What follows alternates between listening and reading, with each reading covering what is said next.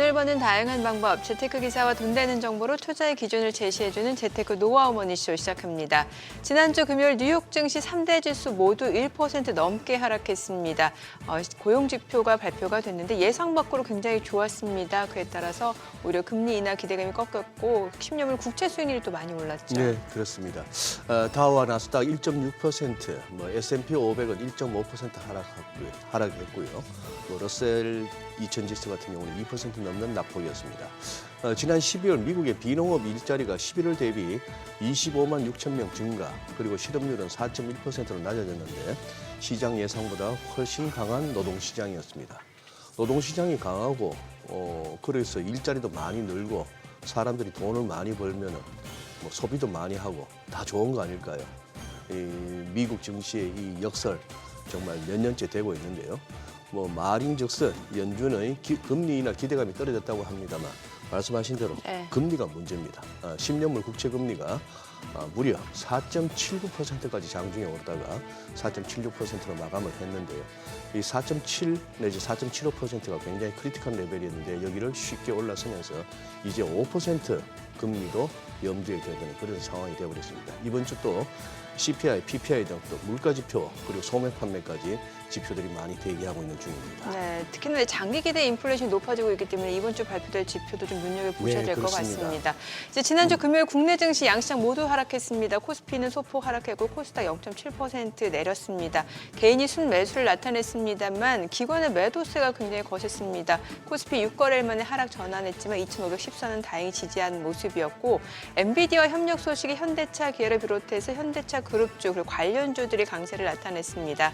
뿐만 아니라 또 한미한국이 원자력 발전 시장 공동 진출을 위해서 MOU를 체결했다는 소식에 원전 관련주들도 강세를 나타냈는데 그간 계속해서 오르다 지난 금요일 한 차례 쉬어간 국내 증시입니다. 오늘은 어떤 흐름을 나타내는지 증시타임에서 확인해 보겠습니다.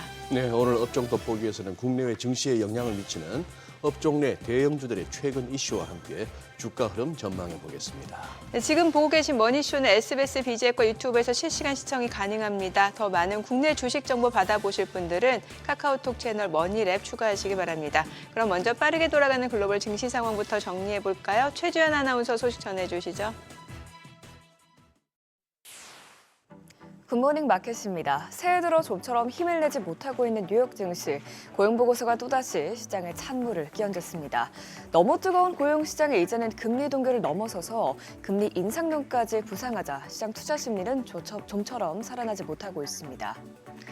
마감성을 보면 3대 지수 모두 일제히 급락했습니다. 다우지수는 1.63% 떨어졌고요. S&P 500 지수와 나스닥 지수는 각각 1.54%, 1.63% 내렸습니다.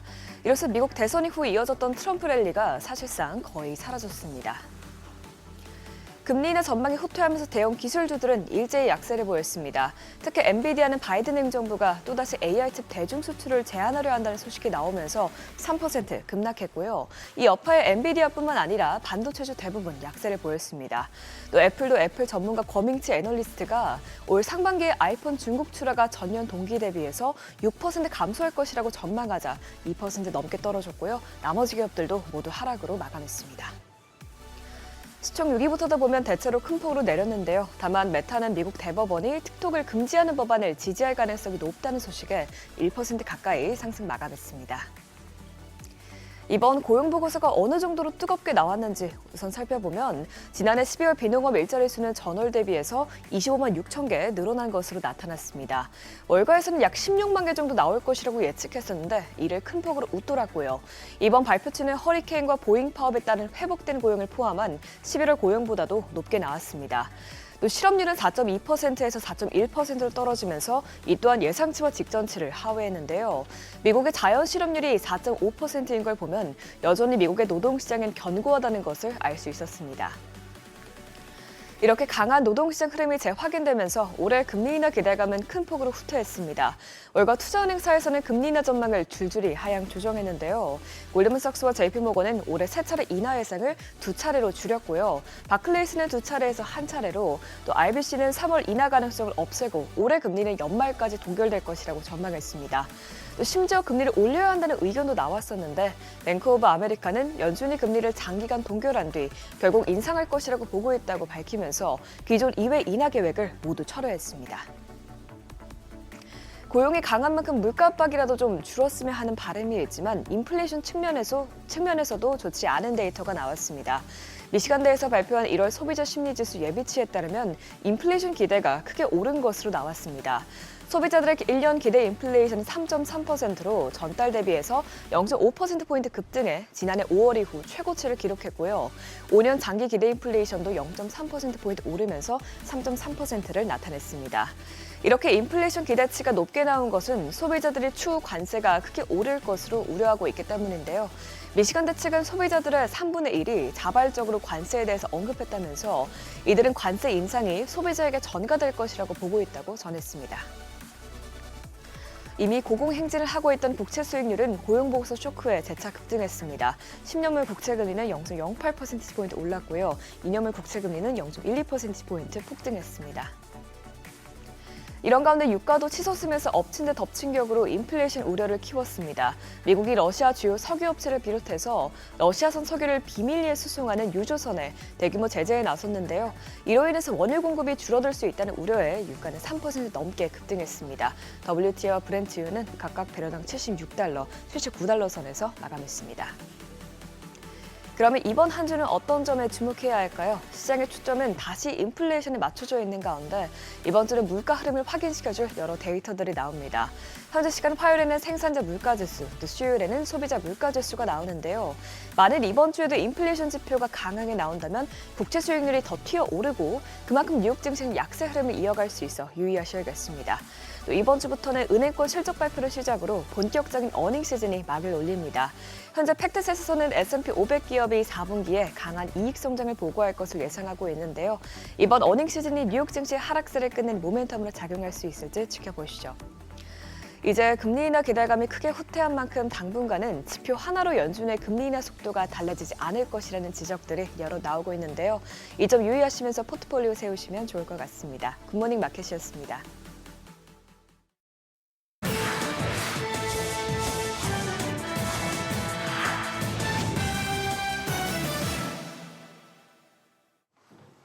일본 제철과 US 스틸이 조 바이든 대통령의 인수 불허 결정에도 인수 마감 시한을 넉 달 연장하면서 거듭 강행 의지를 드러냈습니다. 당초 다음 달 2일에서 6월 18일까지로 연장됐는데 일본 제철이 인수 불허 결정을 내린 바이든 대통령을 제소하는 등 강공을 펼치자 미국 정부가 우선 한 발 물러선 것으로 보입니다. 앞서 양사는 이번 인수를 둘러싸고 정치적 개입이 있었다 주장하며 소송 카드를 꺼내 들었는데 인수를 불법적으로 방해했다며 미국 철강노동조합 회장과 경쟁업체 클리브랜드 클리프스도 제소했고요. 일본 제철은 소송을 제기하면서 계류 기간 동안 인수 불허 명령이 법적 효력을 발휘하지 않도록 미국 법무부를 상대로 금지 명령을 구할 것이라고 밝히기도 했습니다. 니혼게제신문은 바이든 대통령의 인수 저지를 둘러싸고 일본 정부와 경제계로부터 비판이 제기되고 있고 미국 공화당도 비난에 가세했다고 전했고요. 이시바 총리가 내달 초 미국을 방문해 트럼프와 일본 제철의 US 스틸 인수 관련 논의를 할 가능성이 있다고도 덧붙였습니다. 세계 1위 파운드리 업체 대만 TSMC가 미국 애리조나 공장에서 4나노 최첨단 반도체 양산을 시작했습니다. 지난 러모더 미 상무장관은 로이터 통신과의 인터뷰에서 미국 역사상 처음으로 미국 땅에서 4나노 칩을 생산하고 있다며 이 소식을 전했는데요. 수율과 품질 면에서 대만과 같다며 최근 몇 주간 생산이 시작됐다고 전했고요. 애플과 AMD의 제품을 생산 중인 것으로 전해졌습니다. 한국과 대만보다 최첨단 공정에서 뒤처진 미국은 막대한 보조금을 풀어 TSMC를 불러들였고 이에 TSMC는 미국 내 총 650억 달러, 우리 돈 96조 원을 들여 2030년까지 3개 공장을 지을 예정이고요. 3년 뒤 가동될 두 번째 공장에서 2나노 제품이 생산될 예정입니다. 현재 가장 앞선 파운드리 상용 기술은 3나노 공정으로 TSMC와 삼성전자가 각각 대만과 한국에서 양산 중인데 로이터는 러몬더 장관은 미국이 2030년까지 세계 최첨단 칩 생산의 20%를 차지하길 원한다며 글로벌 반도체 지형에 변화가 오고 있음을 짚었습니다. 메타의 수장 마크 저커버그가 경쟁사인 애플을 향해 쓴소리를 퍼부었습니다. 저커버그는 미국 최대 팟캐스트 조 로건 익스피리언스와의 인터뷰에서 애플이 스티브 잡스의 아이폰 이후 지난 20년간 딱히 대단하다 할 만한 것을 개발하지 못했다고 평가했습니다. 아이폰 덕에 꽤나 놀라운 일들이 가능해졌다면서도 한편으론 자신들의 플랫폼 안에서 만들어낸 규칙들, 또 구형 버전과 비교해 크게 달라진 점 없는 모델들이 아이폰 판매에 브레이크가 걸린 원인이라고 분석했습니다. 그러면서 애플이 소비자들을 값을 쥐어짜고 더 많은 주변 기기를 사게 하는 데다 개발자들에게 30%의 세금을 부과하는 방식으로 수익을 늘리고 있다고 지적했고요. 또 개인정보보호 명목으로 경쟁사들의 진입을 막고 있다며 이 같은 애플의 무작위 규칙이 사라지면 메타의 수익이 2배가 될 것이다 주장했습니다. 실제로 애플은 최근 아이폰 판매가 부진해 고민이 깊은데요. 특히 최대 시장인 중국 시장에서 타격이 유독 큰데 이른바 애플 전문가로 불리는 TF증권의 고밍치 애널리스트는 지난달 현지 시장 아이폰 출하량이 10에서 12% 감소했다 밝히면서 애플이 주요 공급업체들과 올해 생산 계획에 대해 신중한 입장을 취하고 있다 짚었고요. 올해 출시를 앞두고 있는 아이폰 17 시리즈 역시 현재 중국 시장에서 판매하지 않는 20만 지원할 가능성이 높아 점유율은 계속 떨어질 것으로 내다봤습니다. 글로벌 주요 기업들이 너나 할 것 없이 트럼프 취임 시 기부 릴레이에 동참하고 있는 가운데 현대차도 100만 달러를 내놨습니다. 현대차가 미국 대통령 취임식에 기부한 건 이번이 처음인데 트럼프가 고율 관세를 예고한 터라 미국에 생산 공장이 있더라도 해외 부품을 많이 활용하는 자동차 회사들이 트럼프 측과 줄대기에 나서는 모습이고요. 월스트리트저널은 현대차가 또 트럼프와의 회동을 추진하고 있다면서 만약 성사될 경우 대표이사인 호세 뮤너스 사장의 정의성 회장도 참석할 수 있도록 논의 중이라고 전했습니다. 그러면서 현대차가 트럼프 고문들과 관계를 구축하기 위해 공격적인 캠페인을 펼치고 있고 3년 전 조지아주에 착공한 현대차 그룹 메타플랜트 아메리카 공장도 조만간 완공을 앞두고 있다고 전했습니다. 지금까지 글로벌 비즈였습니다. 지난 금요일장 이슈가 있었던 업종 살펴보는 기업 이슈 시간입니다. 지난 금요일장을 주도했던 건 원전주였는데요. 한국과 미국 정부가 세계 원자력 발전 시장에 공동 진출하기 위한 원자력 수출 협정 약정을 체결했습니다. AI 확산에 따라 전력 수요가 점점 커지는 가운데 이를 충족시키기 위해 각국이 잇따라 원전 건설에 나서고 있죠. 이에 한미 양국도 코리아 플러스 US, 이른바 팀 코러스를 구성해서 세계 원전 시장 공략에 나서겠다는 계획입니다. 또 이렇게 양국이 MOU를 맺으면서 한국 수력 원자력과 미국 원전 기업인 웨스팅하우스 간 분쟁도 일단락될 거란 전망이 나오고 있습니다.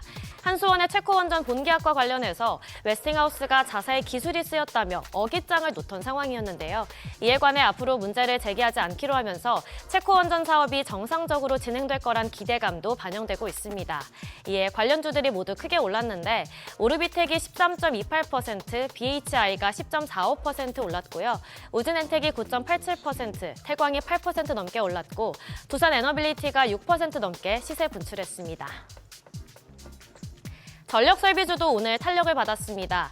도널드 트럼프 당선인이 미국의 새로운 데이터 센터를 구축할 계획을 밝혔는데요. 이를 위해 최소 200억 달러 규모의 외국인 자부 투자 계획이 성사됐다고 발표했습니다. 또 지금 미국 서부 지역에서 대규모 산불이 발생하고 있죠. 엄청난 인명과 재산 피해가 점점 더 커지는 상황에서 전력망 복구 수요도 급증할 것으로 예상되는데요. 관련주 중에서 제일일렉트릭이 북미 최대 에너지 기업인 이튼의 주요 협력사로 부각되면서 투자 심리가 강하게 작용했습니다. 또한 원전 관련 호재도 힘을 보태면서 전력 설비주를 끌어올린 것으로 분석됩니다. 관련주 살펴보면 제일일렉트릭이 27% 가까이 상승했고 두산 에너빌리티와 비츠로테크가 각각 6% 넘게 올랐고요. 세명전기가 5.58%, LS 마린솔루션이 4.45% 강세 보였습니다. LA에서 발생한 대형 산불은 우리나라 재난안전 관련주에도 영향을 미쳤는데요. 아직까지도 피해가 계속되고 있는 상황이죠. 산불이 엿새째 확산하면서 미국 역사상 최대 규모의 피해를 입히는 화재가 될 거란 관측도 나오고 있습니다.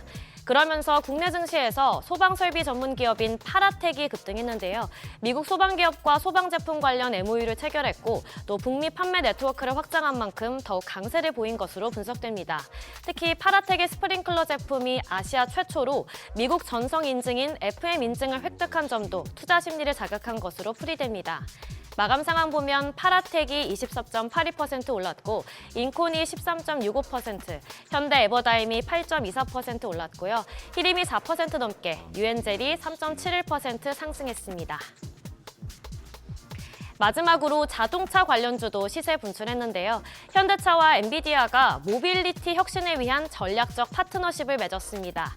이를 통해 소프트웨어 중심 차량인 SDV와 로보틱스 등 핵심 모빌리티 솔루션을 지능화하고 산업 운영 전반에 걸쳐 AI 기술 적용을 강화할 계획인데요. 특히 엔비디아의 디지털 트윈 기술을 활용해서 가상 환경에서의 운영 과정을 모의 실험하고 이를 기반으로 효율성과 품질 향상 등에 나설 예정입니다. 또한 엔비디아의 로보틱스 플랫폼인 아이작으로 AI 기반 로봇을 개발하고 로봇 학습에 필요한 가상 환경도 구축할 예정입니다. 마감 상황 보면 호재에 있었던 현대차가 6.1% 강세 보였고요. 한온 시스템이 3.58%, 기아와 현대위아가 2% 넘게 올랐고 또 현대모비스가 1.78% 상승으로 마감했습니다. 지금까지 금요일장 이슈 살펴봤습니다.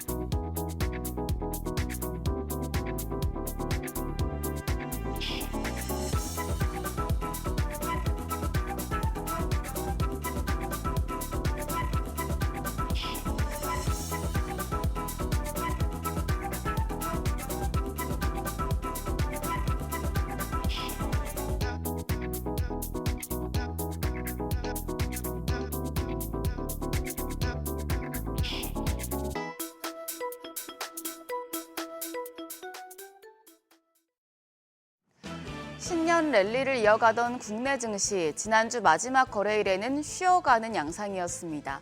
코스피가 5거래일 연속 올랐었고 코스닥은 7거래일 연속 상승부를 켰었으니 단기적인 과매수권에서 한숨 돌린 것으로 보입니다.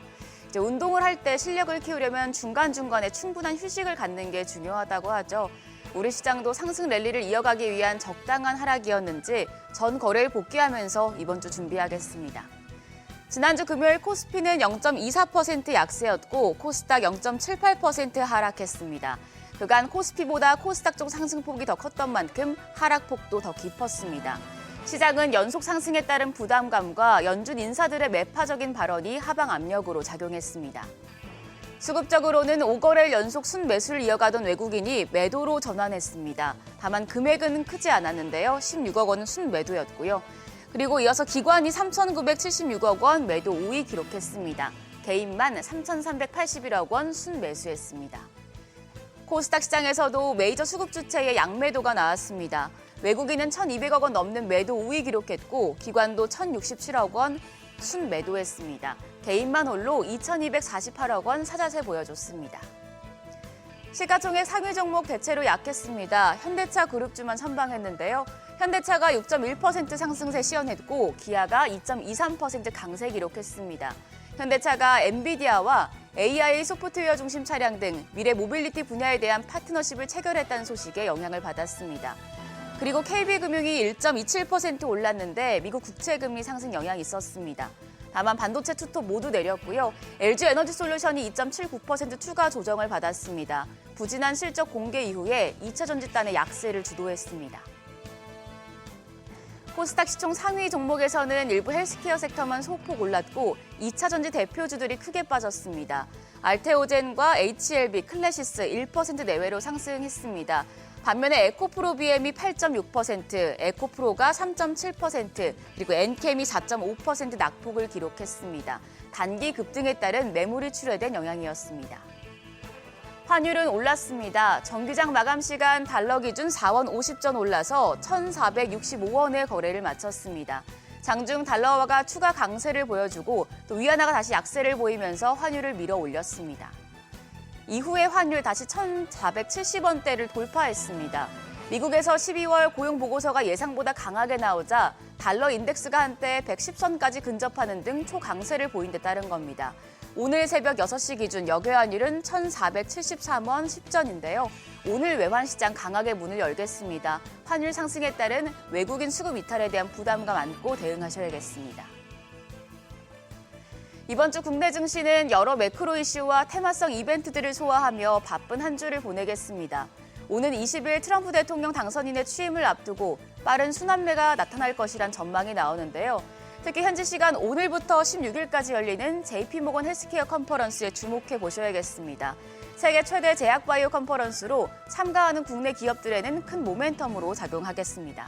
그리고 오늘 한국거래소가 코스피와 코스닥 시장에 상장된 보통주 중에서 지수 투자에 적격한 종목들을 유동 시가총액 가중 방식으로 산출하는 시황지수 KRX TMI를 공개하는데요.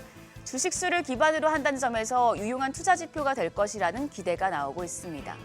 주 중반부터는 경제 지표들 체크하셔야겠는데요. 화요일과 수요일에 미국의 PPI와 CPI 확인하시고요. 이번 CPI는 지난 12월 FOMC의 금리 인하에 따른 물가 반등과 트럼프 관세 정책에 따른 인플레이션 우려가 더해지면서 시장의 경계 심리를 고조시키고 있습니다. 이후에 목요일에는 올해 첫 한국은행 금융통화위원회가 열립니다. 경기 부양과 환율 안정 모두 매우 중요하고 시급한 한국 경제 현안인 만큼 전문가들 사이에서도 인하와 동결 전망 또는 주장이 팽팽히 맞서고 있습니다. 금리 결정이 주 후반 시장 흐름을 가를 중요한 이벤트가 되겠습니다. 그리고 수요일에 LG 디스플레이 실적 발표에 이어서 미국 골드만삭스와 모건 스탠리, 뱅크 오브 아메리카 등 금융주, 그리고 대만 TSMC까지 실적을 내놓습니다. IT와 금융, 반도체 업종 영향을 받을 수 있겠습니다. 오늘 개장 준비하시죠. 전 거래일 시간의 거래에서는 LA 산불 관련해 전력 쪽이 강했습니다. 미국 서부 최대 도시 로스앤젤레스에서 동시다발한 산불이 닷새째 계속 확산되면서 좀처럼 진정될 기미를 보이지 않고 있는데요. 해당 산불로 향후 전력망 복구 수요가 급증할 것이란 전망에 전력주들이 강했고요. 소방 관련주까지 상승했습니다. 관련주들 오늘까지도 강세 보여줄지 지켜보시죠. 미국 국채금리가 또 오르고 또 안정되나 싶었던 환율이 다시 상단을 높이고 있습니다. 잠깐 쉬어가는 국내 증시 상승 랠리에 아예 제동을 걸지 우려스러운 부분인데요. 오늘은 환율 추이 그리고 이에 따른 외국인 수급 흐름 예의주시하시면서 시장 대응하시길 바랍니다. 지금까지 어제장 오늘장이었습니다.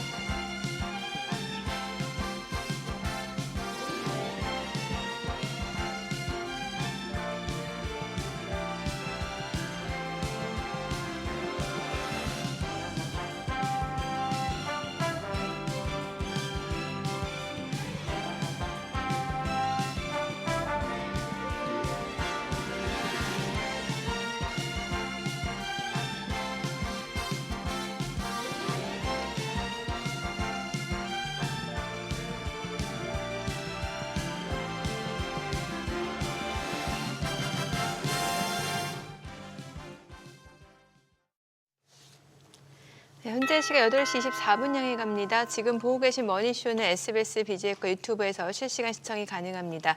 특히 SBS BJ 다운받으셔서 시청하시면 다양한 정보 확인해 보실 수 있고요. 또 다양한 국내 주식 정보 원하시는 분들은 카카오톡 채널에서 머니랩 검색하셔서 친구 추가하시기 바랍니다. 주말에 나온 미국의 고용지표, 비농업 부문 굉장히 좋았습니다. 고용지표 자체가 탄탄하다라는 거는 뭐 경제로 놓고 봤을 때 굉장히 희소식인데 시장 참여자들은 좀 금리 인하를 좀 기대했던 것 같다는 생각이 들고 또 국채 수익률이 사실 10년물이 그동안 5% 넘지 못했잖아요. 10년 동안. 네네네. 그런데 지금 4.7% 넘어섰고 30년물은 또 장중에 5%를 돌파하게 됐잖아요. 그래요. 예. 그러니까요. 뭐 그동안 저희들이 이렇게 오프닝 할 때마다 빠지지 않고 미국채 수익률 동향을 갖다가 소개를 네. 해드렸는데 역시 뭐 올 초에 가장 중요한 변수는 미국채 수익률, 시장 금리인 것 같습니다. 네. 한 4.75 정도 오면은 뭐 고점으로 보고 또 매수세가 들어오지 않겠느냐, 다들 그렇게 월가에서도 그렇게 내다본 상황인데 영 뭐 이제 이게 위가 열리는 상황이고. 영국 국채 수익률 막 뛰니까 미국도 따라가고 미국이 조금 더 올라가면은 또 영국도 따라가고 네네. 뭐 이런 식으로 하고 있습니다. 그러니 지표 좋을 때 뭐 밀리는 거 우리가 흔히 말하는 뭐 good is bad, bad is good 뭐 이렇게 우리가 지난 몇 년 동안 뉴욕 시황을 갖다 설명해 왔는데 그래서 참 시장 어렵죠. 그러니까요. 좋은 데 빠지고. 경기는 굉장히 좋아지고 있다라는 건데 그 역으로 이제 기대 인플레이션 높아지고 시장 참여자들 입장에서는 이제 금리 인하를 기대했는데 이게 횟수가 더 줄어들 거다라는 전망이 나오고 오히려 그러니까. 금리 인상 시기가 앞당겨지는 거 아니냐라는 얘기까지 나오니까. 뱅크 오브 아메리카 BOA는 뭐 아예 막 더 치고 나갔네요. 예. 이러다가 금리 인상도 그러니까요. 가능하다고. 예. 이런 분명 증시에는 좀 단기적으로 악재일 수 있다라는 거죠. 예, 시장 늘 하루하루 달라지듯이 또 분석가들, 전망가, 전략 제시하는 분들 말 바뀌는 거 가지고 탓할 거는 못 됩니다. 시장 바뀌면 말이 바뀌어야 되는 거예요.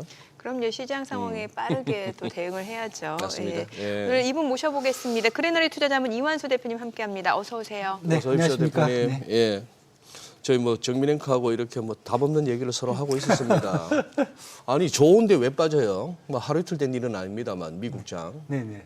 사실 뭐 증시라는 게 네. 우리가 생각했을 때 뭐 펀더멘탈만 갖고 보는 게 아니라 이제 수급도 사실 중요하고 유동성도 그렇죠. 중요하거든요. 예. 근데 사실 이제 연준의 통화 정책은 사실 이제 수급을 많이 좌지우지한다 네. 이렇게 보시면 될 것 같아요. 그러니까 쉽게 해서 펀더멘탈 그러니까 경기 성장률도 좋고 뭐 경기 지표도 좋고 뭐 고용도 좋고 좋으면은 이건 펀더멘탈을 좋게 만들어주지만은 네. 문제는 이제 통화 정책에서 통화 완화가 아니라 이제 통화를 이제 타이트닝하게 간다라고 했을 경우에는 그럴 경우에는 사실 유동성이 아닌 수급에서 타이트하게 쪼여질 수가 있거든요. 네. 근데 그 부분을 걱정을 하는 겁니다. 그러다 보니까 지금 이제 미국 시장 뭐 지난주 보시면은 뭐 저희들이 CES 2025 하면서 이 정도면은 올해도 또 AI 산업이 뭐 대박 나겠다 막 이런 느낌이 막 오는데 보면 그랬죠. 주가는 결국은 수익 실현으로 많이 가거든요. 네. 그만큼 앞으로 이제 수급에서 타이트해진다라고 보기 때문에 저는 이제 생각을 하면서 미국 증시 같은 경우는 사실 이제 추세가 조금 이제 균열이 왔다. 제가 뭐 전에 나왔을 때 계속 좋은 추세다. 첫 번째가 경기가 지속적으로 안정적으로 성장한다. 이건 뭐 계속 유지가 되는데 예. 두 번째 이제 금리 인하가 지속되는 부분이 일단은 이제 스톱이 될 거다. 그리고 아까 뭐 뱅크 오브 아메리카는 뭐 금리 인상도 얘기했는데 네. 좀 그건 좀 오버한 것 같고요. 일단은 금리 인상이 일단 인하가 스톱을 하고 언제 재개될지 모른다. 왜냐하면 지금 경기 지표를 보면은 사실 금리를 인하해도 사실 누가 뭐라고 할 사람은 없거든요, 지금요. 예. 그런데 일단은 이제 트럼프플레이션에 대한 우려감이 생기니까 그 부분을 생각하면은 이제는 조금 이제 금리 인하를 좀 중지했다가 정책적인 효과를 보면서 그 다음에 다시 재개를 할 거다. 그러니까 이 부분이 좀 깨져나갔고요. 마지막에 2025년도 이제 가이던스가 이제 제시가 될 것 같은데 이제 네. 4분기 실적 발표가 되면서요.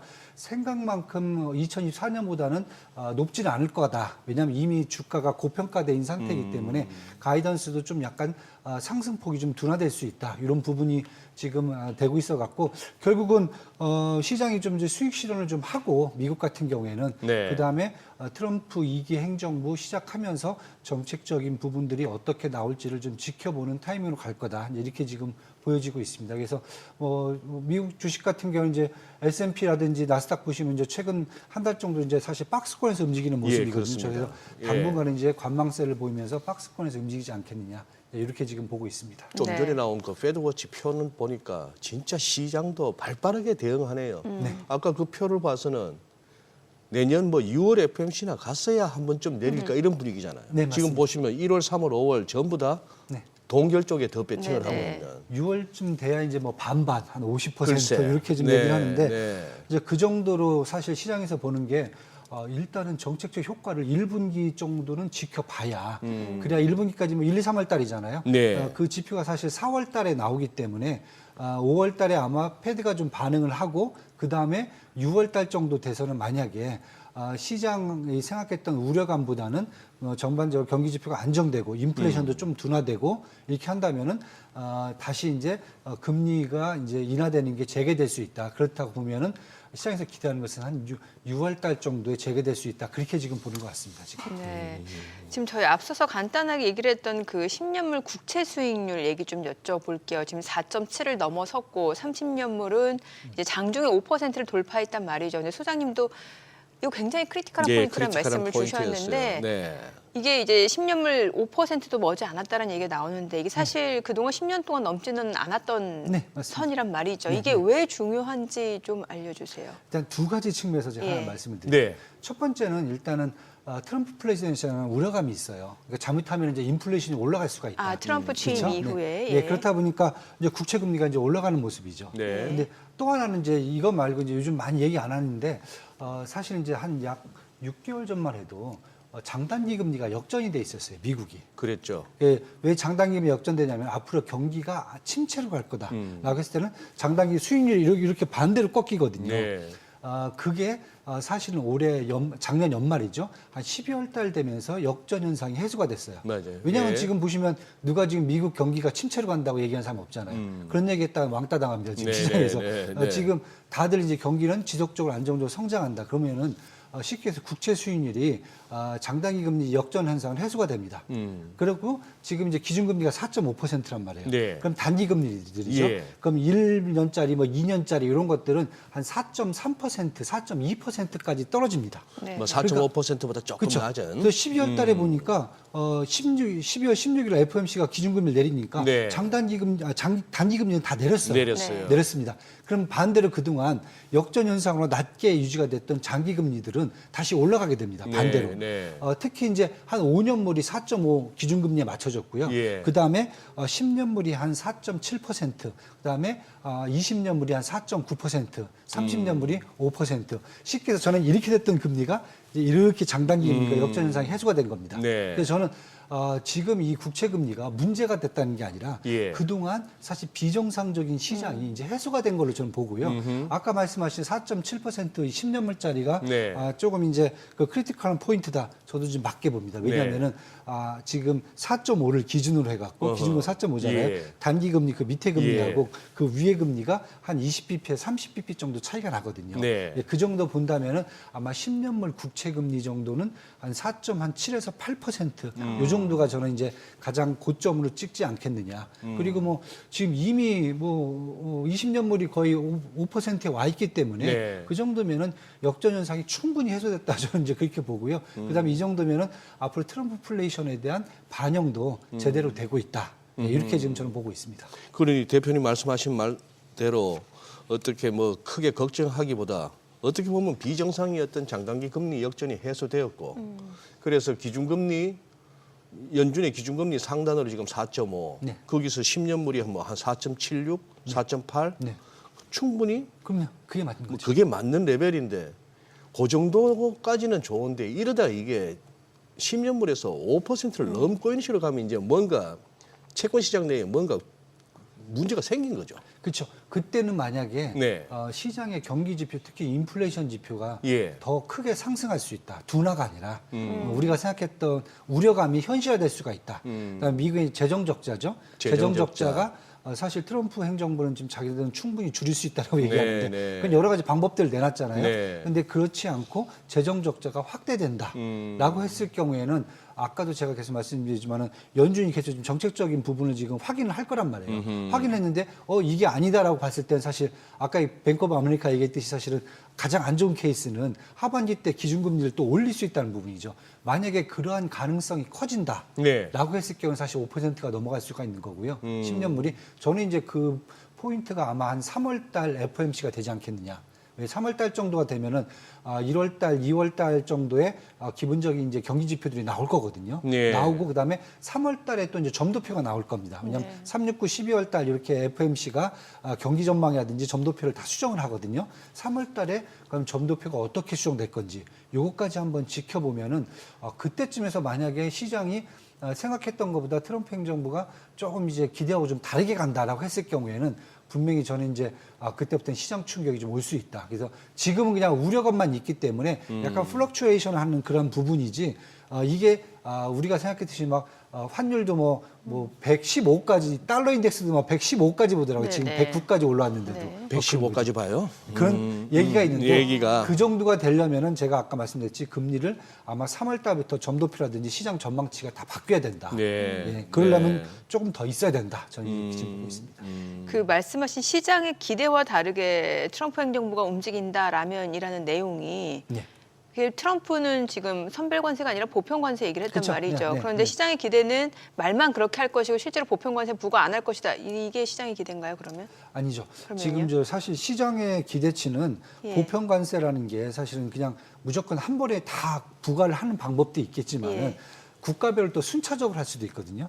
국가별로. 예, 시간차도 있고, 예, 예. 그 다음에 품목별로 또 차별화될 수도 있고, 지난번에 또 품목별로 차별화될 수 있다라고 해서 또 시장이 잠깐 좀 희망감을 가졌었잖아요. 그게 선별 관세 아니에요, 그러면? 예, 그건 선별과세죠. 예. 그런데 이제 보편 관세 부분에서도 사실 이제 몇 개는 또 이제 관세 좀 바뀔 수가 있는 거고 선별 관세도 뭐냐면 또 보편 관세로 가는데 네. 지금 일단 먼저 이제 미국 입장에서 급한 데는 캐나다하고 멕시코하고 중국이거든요. 예, 예. 여기 세 개 국가가 수입의 전체 45%를 차지하거든요. 예. 그다음에 세컨 티어들은 이제 일본이라든지 독일들이 각각 이제 미국의 수입의 한 6에서 7% 정도 차지하고요. 그다음에 세 번째가 한국, 베트남대가 한 4에서 5%를 차지하거든요. 그러면은 일단 급한 국가부터 선별적으로 보편 관세를 해서 정치적인 이슈를 좀 해야 되는 입장이 될 수도 있거든요. 왜냐하면 지금 뭐 캐나다하고 멕시코, 중국 같은 경우에 그냥 관세를 뭐 부과하겠다는 게 아니라 분명히 그 얘기를 했습니다.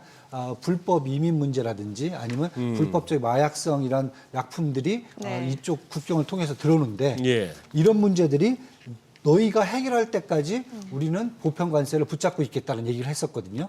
그리고 쉽게 얘기해서 여태까지 나프타라든지 아니면 이제 아메리카하고 이제 멕시코, 캐나다 간에 이제 어그리먼트가 돼 있는데 그 부분을 사실 다 무시하고 지금 관세를 넣는 거잖아요. 그러면 정치적 이슈까지 얘기를 해버렸잖아요. 그렇다고 보면은 만약에 정치적 이슈를 캐나다라든지 지금 멕시코가 그 문제를 해결해 주면은 보편 관세 이 국가들은 먼저 끝낼 수 있거든요. 중국도 마찬가지고요. 그래서 저는 일단은 시간차도 중요하고 선별적인 관세도 나올 수 있고 왜냐하면 그만큼 지금 이 보편적 관세 때문에 인플레이션이 올라갈 수 있다는 네네. 부분들이 사실은 지금 트럼프 이게 행정부의 그 뭐 트럼프보다는 그 밑에서 지금 일하고 있는 이 행정 수반들의 가장 큰 지금 부담인 것 같아요. 그렇죠. 예. 그래서 그 부분이 바로 저는 직격탄으로 들어가지 않을 것 같고요. 시장 뭐 출범 20일 날 뭐 40개 행정명령 낸다고 했잖아요. 뭐 인플레이션 네네. 관련된 것도 있는데 저는 일단은 무조건 보편 관세를 얘기했지만은 원칙은 보편 관세고 예. 그게 이제 어떻게 정책적으로 이제 시행되는지는 한번 조금 지켜봐야 될 것 같아요. 저는. 그래서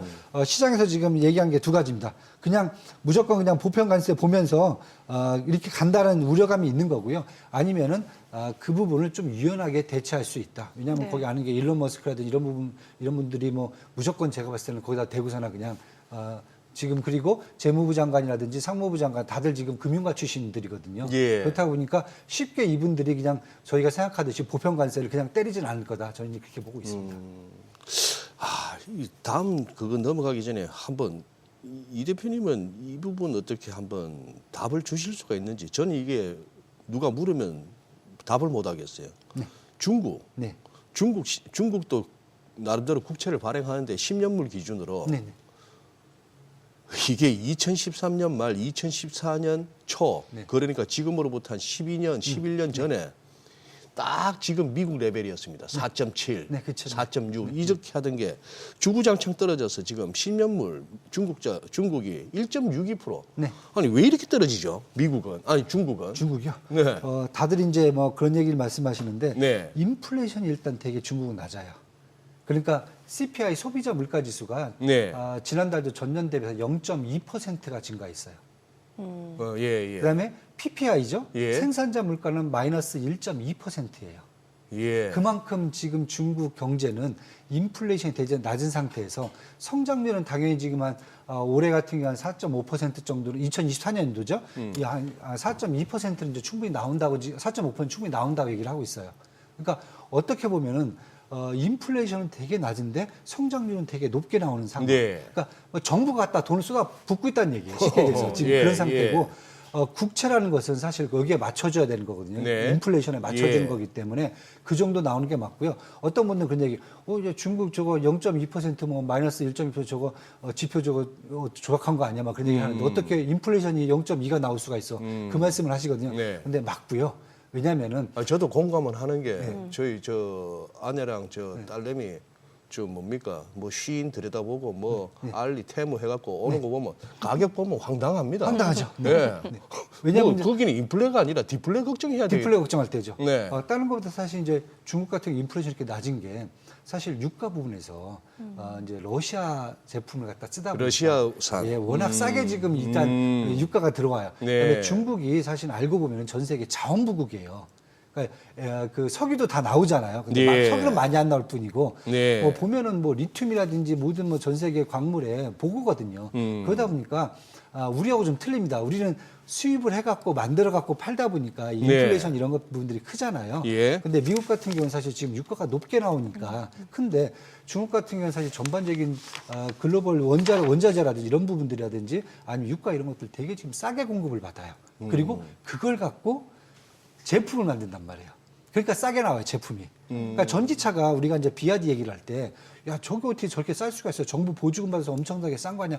보조금 받는 것도 있는데, 중요한 것은 비아디 같은 경우에는 배터리도 자기들이 만든단 말이에요. 예. 전 세계 배터리 1위량이 사실 비아디거든요. 예. 자기들이 만들어요. 예. 근데 리튬 배터리 만들잖아요. 리튬 중국에 뭐 나만 하는 게 리튬이란 말이에요. 어허. 성산 리튬, TNC 리튬 이런 회사들이 사실은 엄청 싼 가격에 리튬을 다 제공해주고 있어요. 예. 그러니까 배터리도 싸게 만들어요. 자기 그 재료 갖다가. 그다음에 거기서 또 뭐 노동력도 뭐 그렇게 안 비싸니까 이렇게 하니까 사실 제품 자체가 싸게 나오니까 인플레이션이 계속 낮게 유지가 될 수가 있는 거죠.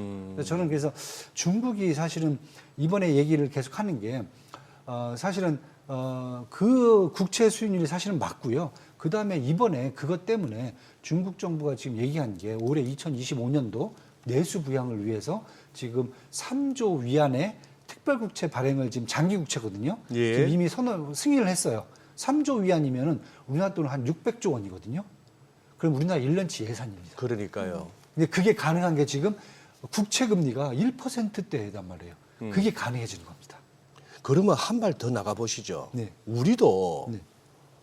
그때 레고랜드 사태 나고 이랬을 때 10년물이 우리도 뭐 한 4.3% 네. 뭐 이렇게 갔던 게 네. 지금 이게 우리 10년물 네. 2.68이거든요. 네, 네, 맞습니다. 거의 뭐 중국하고 비슷하게 흘러내리고 있어요. 지금 미국은 막 국채 수익률이 올라가는데 네, 네. 이거 우리한테 좋은 거 아닙니까? 저희한테는 사실 뭐 괜찮은 거죠. 괜찮은 거죠. 예. 왜냐하면 사실 저도 이제 불안했던 게 이번에 네. 이제 작년 12월 3일날 이제 정치 리스크가 좀 크게 터지면서 네.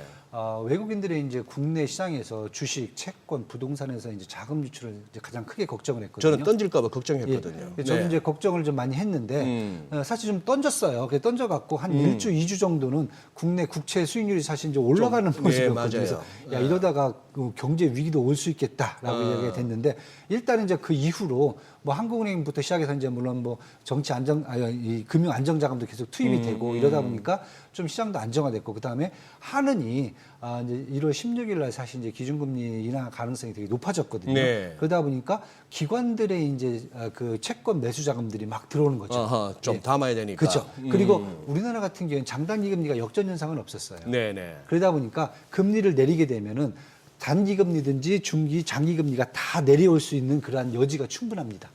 그러다 보니까 최근 들어서 예를 들면 10년물 금리도 전에하고 틀리게 갑자기 약간 소슬려다가 다시 또 안정화되고 이렇게 되면은 사실 국채를 발행하는 정부의 입장에서는 사실은 되게 유리해지는 거죠.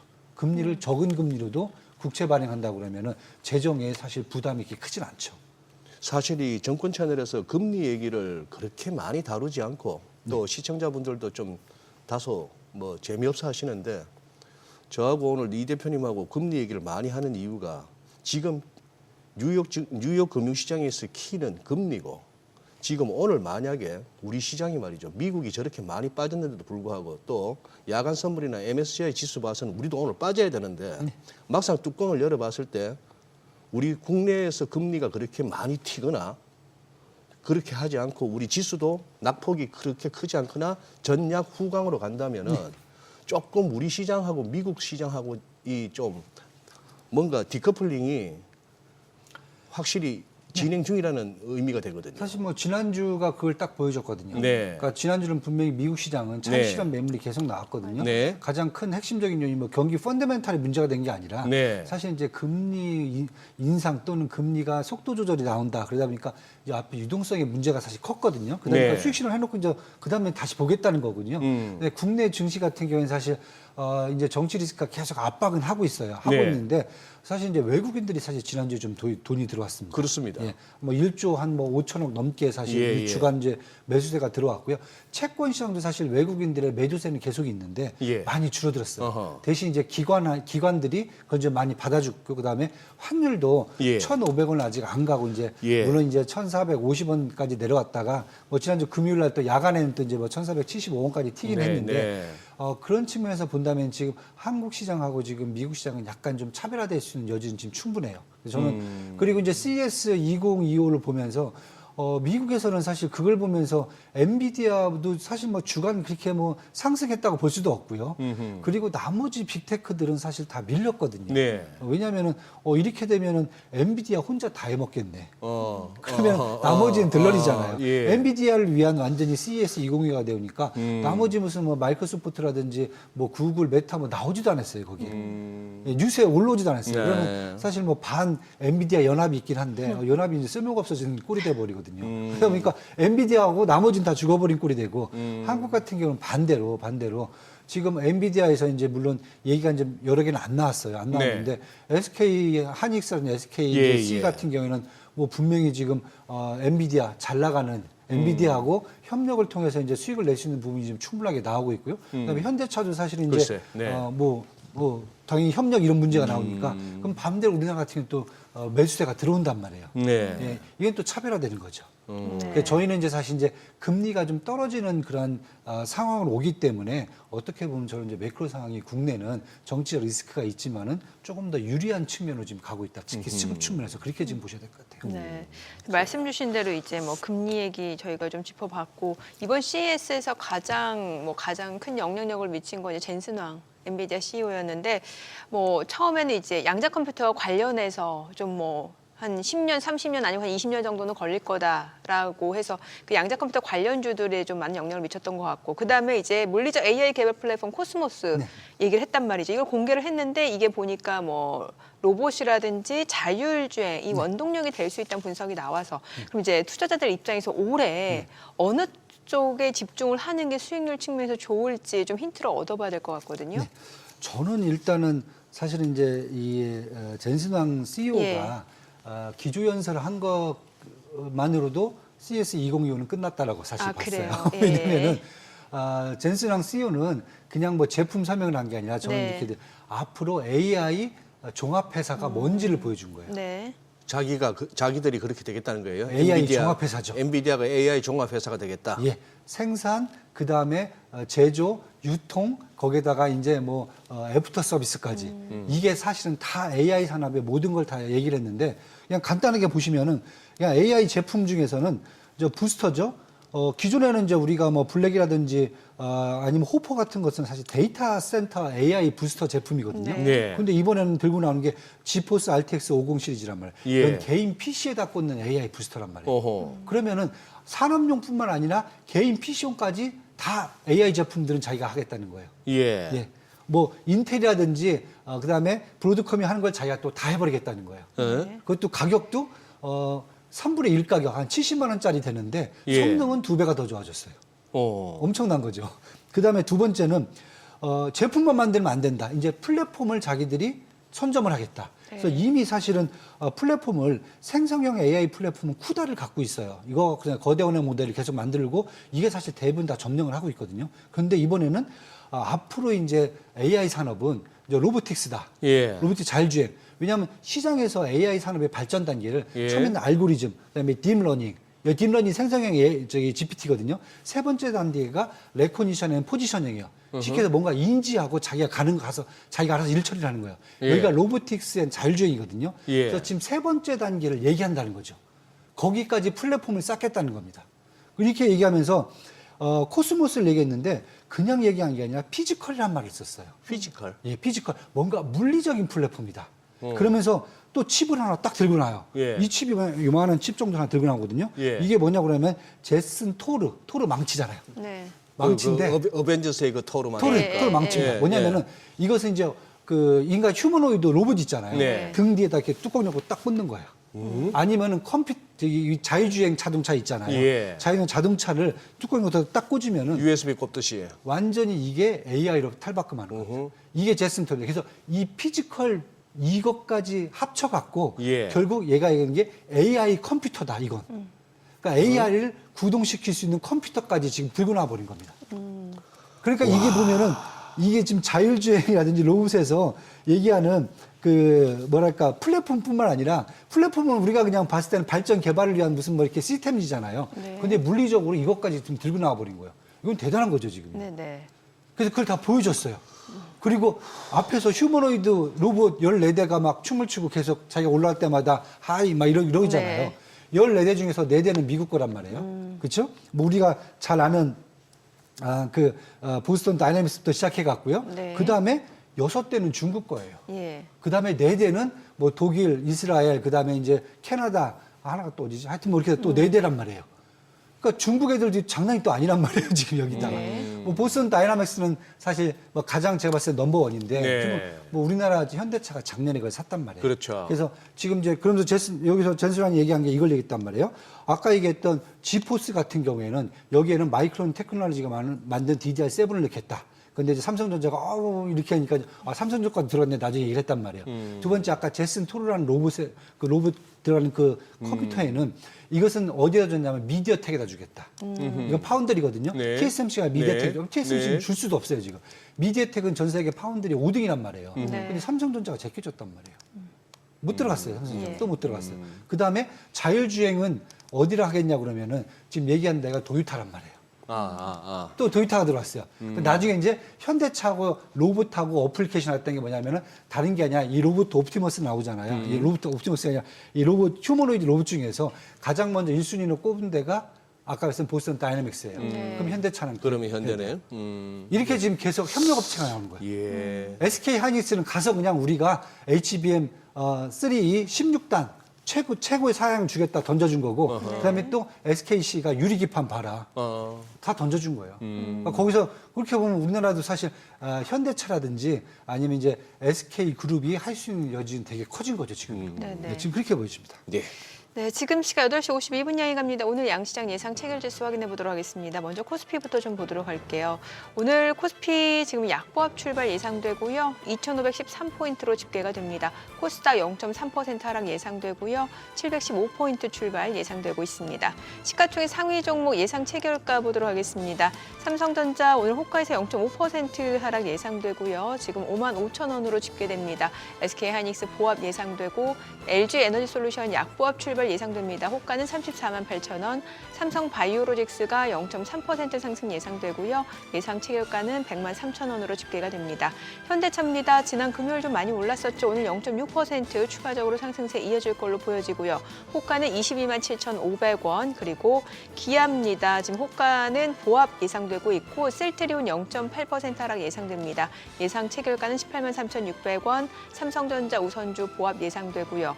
KB금융이 0.2% 소폭 상승 예상됩니다. 예상 체결가 88,000원, 네이버가 하락 출발 예상되고 있고요. 코스닥 시가총액 상위 종목 예상 체결가 보도록 하겠습니다.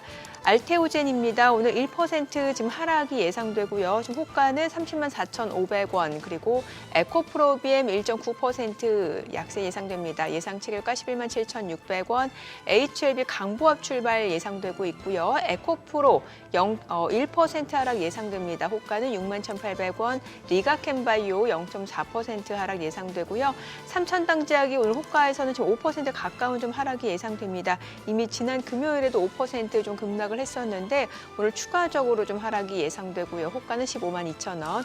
레인보우 로보틱스가 1.7% 하락 예상되고요. 클래시스 휴젤은 보합권 출발 예상되고 있습니다. 이 가운데 엔캠 호가 지금 3% 강세가 예상되네요. 15만 원으로 집계가 되고 있습니다. 이제 개장까지는 6분여 가량 남았는데요. 일단 오늘 양시장은 지금 뭐 보합권 좀 예상이 되고 있는 상황이고 사실 이제 올해 들어서 국내 증시 같은 경우는 뭐 수익률 자체가 또 굉장히 좋았잖아요. 지난해 워낙 또 안 좋았다 보니까 좀 가격 메리트가 부각된 측면이 있었는데 글쎄요, 오늘은 또 어떤 행보를 보여줄지 좀 예측 자체는 쉽지 않네요. 뭐 뉴욕장이 3대 지수 뭐 1.5% 내지 6%대, 러셀이 2%대, 필라델피아 반도체 네. 지수는 뭐 2.4%나 빠졌으면은 오늘 사실 월요일 날 아침 개장 전에 뭐랄까요? 우리가 일반적으로는 지금 공포에 떨어야 되는 거 아닙니까? 오늘 다 죽었다 이러면서 네. 죽었다 복창해라 이러고 있어야 되는데 지금 동시호가 저거 그냥 허수 때문에 저렇지는 않은 것 같아요. 제가 저기 왔다 갔다 해야 되는데 네. 저는 계속 궁금한 거죠. 우리 장이 왜 작년 크리스마스 전후해서부터 해넘겨서 지금까지 오면서 이렇게 전 세계에서 제일 강한지. 나라 돌아가는 거는 제일 어수선한데. 네. 이게 참 저는 궁금합니다. 이게 뭘까 싶은 게. 저는 이제 사실 요걸 지금 뭐 저희 투자가분들한테도 말씀을 많이 드리는데 네. 2025년도는 우리가 그동안 봐왔던 업종을 바꿔야 된다. 업종을 아, 바꿔야 그래요? 된다. 네. 어. 왜냐하면 뭐 다 그 얘기를 하세요. 뭐 경기 펀더멘탈도 안 좋아지고 뭐 기타 등등 우리가 봤던 뭐 제약바이오 그다음에 2차 전지 배터리 뭐 삼성전자 이런 것들이 뭐 다 안 좋으니까 우리 증시도 올해 뭐 엄청 안 좋을 거다. 계속 그 말씀을 하세요. 글쎄, 전반적으로 예. 뭐 수급도 다 빠져나가고 돈도 이미 뭐 다 코인으로 가고 막 이런 얘기를 하는데 저는 이제 사실은 이제 이게 국내 이 전반적인 증시가 바뀐다. 변화가 와 있는 도래 시점에서 시장이 조금 많이 흔들렸다. 물론 이제 거기에 물론 정치적 리스크도 같이 좀 감안해 줬는데 네. 어떻게 보냐면 저는 올해 같은 경우에는 예. 일단 우리 산업 구조도 미국 산업 구조하고 좀 비슷하게 가야 된다. 왜냐하면은 저희가 2차 전지라든지 뭐 전기차 그다음에 뭐 삼성전자 메모리 이런 거 갖고 사실 장사를 했던 때는 네. 저기 바이든 행정부 때란 말이에요. 어허. 그때는 뭐 IR법이라든지 IRA 예, 그다음에 이제 예. 반도체 지원법 이런 것 때문에 예. 사실 미국 시장이 그쪽으로 갔단 말이에요. 그래서 우리가 거기에 수출을 해서 먹고 살았단 말이에요. 그러니까 우리가 맨날 그럽니다. 수출이 올해도 안 좋을 거다. 미국 뭐 트럼프 들어오면 안 좋을 거다. 근데 우리나라 수출 환경이 좋았던 적은 한 번도 없어요. 예. 어느 행정부든지 우리나라한테 수출 환경은 좋게 주진 않아요. 그래서 수출은 항상 제가 그 말씀 드립니다. 우리가 수출을 할 때 안 좋은 환경에서 하려면은 우리가 팔고 싶은 걸 팔으면 안 된다. 상대방이 원하는 걸 팔아야 되죠. 글쎄.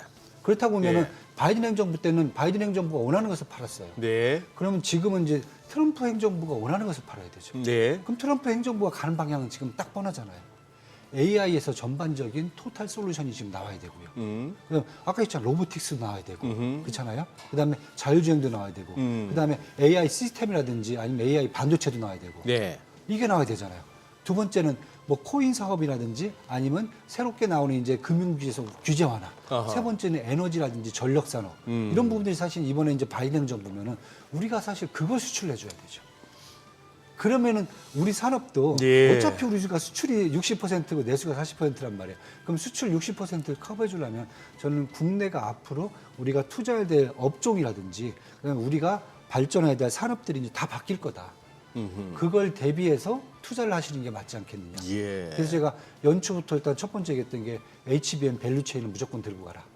왜냐하면 SK 하이닉스, 삼성전자는 일단 빼더라도 네. SK 하이닉스가 지금 HBM 갖고는 제가 봤을 때 한 3년간은 독점할 것 같아요. 55%뭐 60%까지 갈 것 같아요. 지금 상황에서는. 그러면 그 밸류체인은 무조건 간다. 뭐 이건 당연한 거고요. 그다음에 우리가 그동안 약간 소시했던 AI 시스템이라든지 이런 부분들이 있습니다. 네. 그다음에 로보틱스. 뭐 레인뷰 로보틱스는 조금 이제 다른 얘기인데 제가 이제 현대차 같은 경우에 거기는 일단 보스턴 다이내믹스를 사왔으니까 예. 뭐 이런 부분들 그다음에 두산 로보틱스 이런 쪽에서 또 먹을거리가 계속 생긴다. 그렇게 봐야 되는 거죠 지금. 그래요. 예. 최근에 유리기판 관련주들 보면 특히 SKC 같은 경우는 또 뭐 지금 AI 반도체 차세대 유리기판 쪽으로 굉장히 각광을 받고 있는 네. 기업이기도 하잖아요. 네, 예. 맞습니다. 사실 여기도 저는 이제 이것은 뭐 따로 유리기판 무슨 뭐 수혜주다 이렇게 보기보다는 예. 사실 저 HBM 밸류체인에 들어간다고 저는 저도 봐요. HBM 밸류체인 예. 쪽. 왜냐하면 사실 우리가 유리 신소재는 이미 다 갖고 있었거든요. 예. 디스플레이라든지 OLED에서 한국 기업들이 사실 기술적으로 압도한 상황에 있어요. 이미 상황이 있는데 이것을 이제 반도체 기판 쪽으로 또 이제 더 영역을 확대한 거거든요. 네. 예. 그렇다고 보면 이제 기존에 이제 반도체 유리 기판은 실리콘으로 만들었거든요. 예. 근데 실리콘 대비해서 유리로 뭐 신소재로 만드니까 뭐 완전히 보면 안전성도 좋고 그다음에 뭐 전달도 용이하고 전력 소모량도 적고 완전히 어떻게 보면 대박인 거잖아요. 그럼 사실 AI 제품이 되는 거거든요. 그리고 SKC가 대장주지만은 거기에다 주성 엔지니어링이라든지 이오테크니스, 필옵틱스 뭐 HB 테크놀로지, YK, 뭐 앱솔루스 보면 기존에 다 저희가 HBM 밸류체인에 들어가 있던 소재사들이거든요. 예. 그래서 저는 유리기판만 따로 뛸 필요 없다. 여기는 HBM 밸류체인에 들어간 것들은 무조건 다 저는 계속 들어가야 된다. 그리고 앞으로 성장성은 다 이쪽에서 나온다. 이렇게 지금 보고 있습니다. 그래서 산업을 HBM 밸류체인을 좀 크게 한번 붙잡고 가면은 저는 뭐 시장에서 국내 산업 자체가 전에 우리가 뭐 2차 전지 하나 갖고 진짜 뭐 한 반기를 그렇게 상반기를 해먹고 하반기에 말아먹고 그랬잖아요. 네, 뭐 말아먹진 않을 것 같아요. 왜냐하면 여기는 지금 펀더멘탈 자체가 눈에 보이게 올라오는 상황이거든요. 저는 이제 그렇게 지금 보고 있습니다. 네. 그래서 계속 저희가 지난번에 왔을 때도 삼성전자보다 SK 하이닉스를 계속 말씀드렸고 알겠습니다. 한미 반도체 자, 이렇게 오늘 말씀드립니다. 국내 증시를 네. 확인해 보죠. 개장합니다.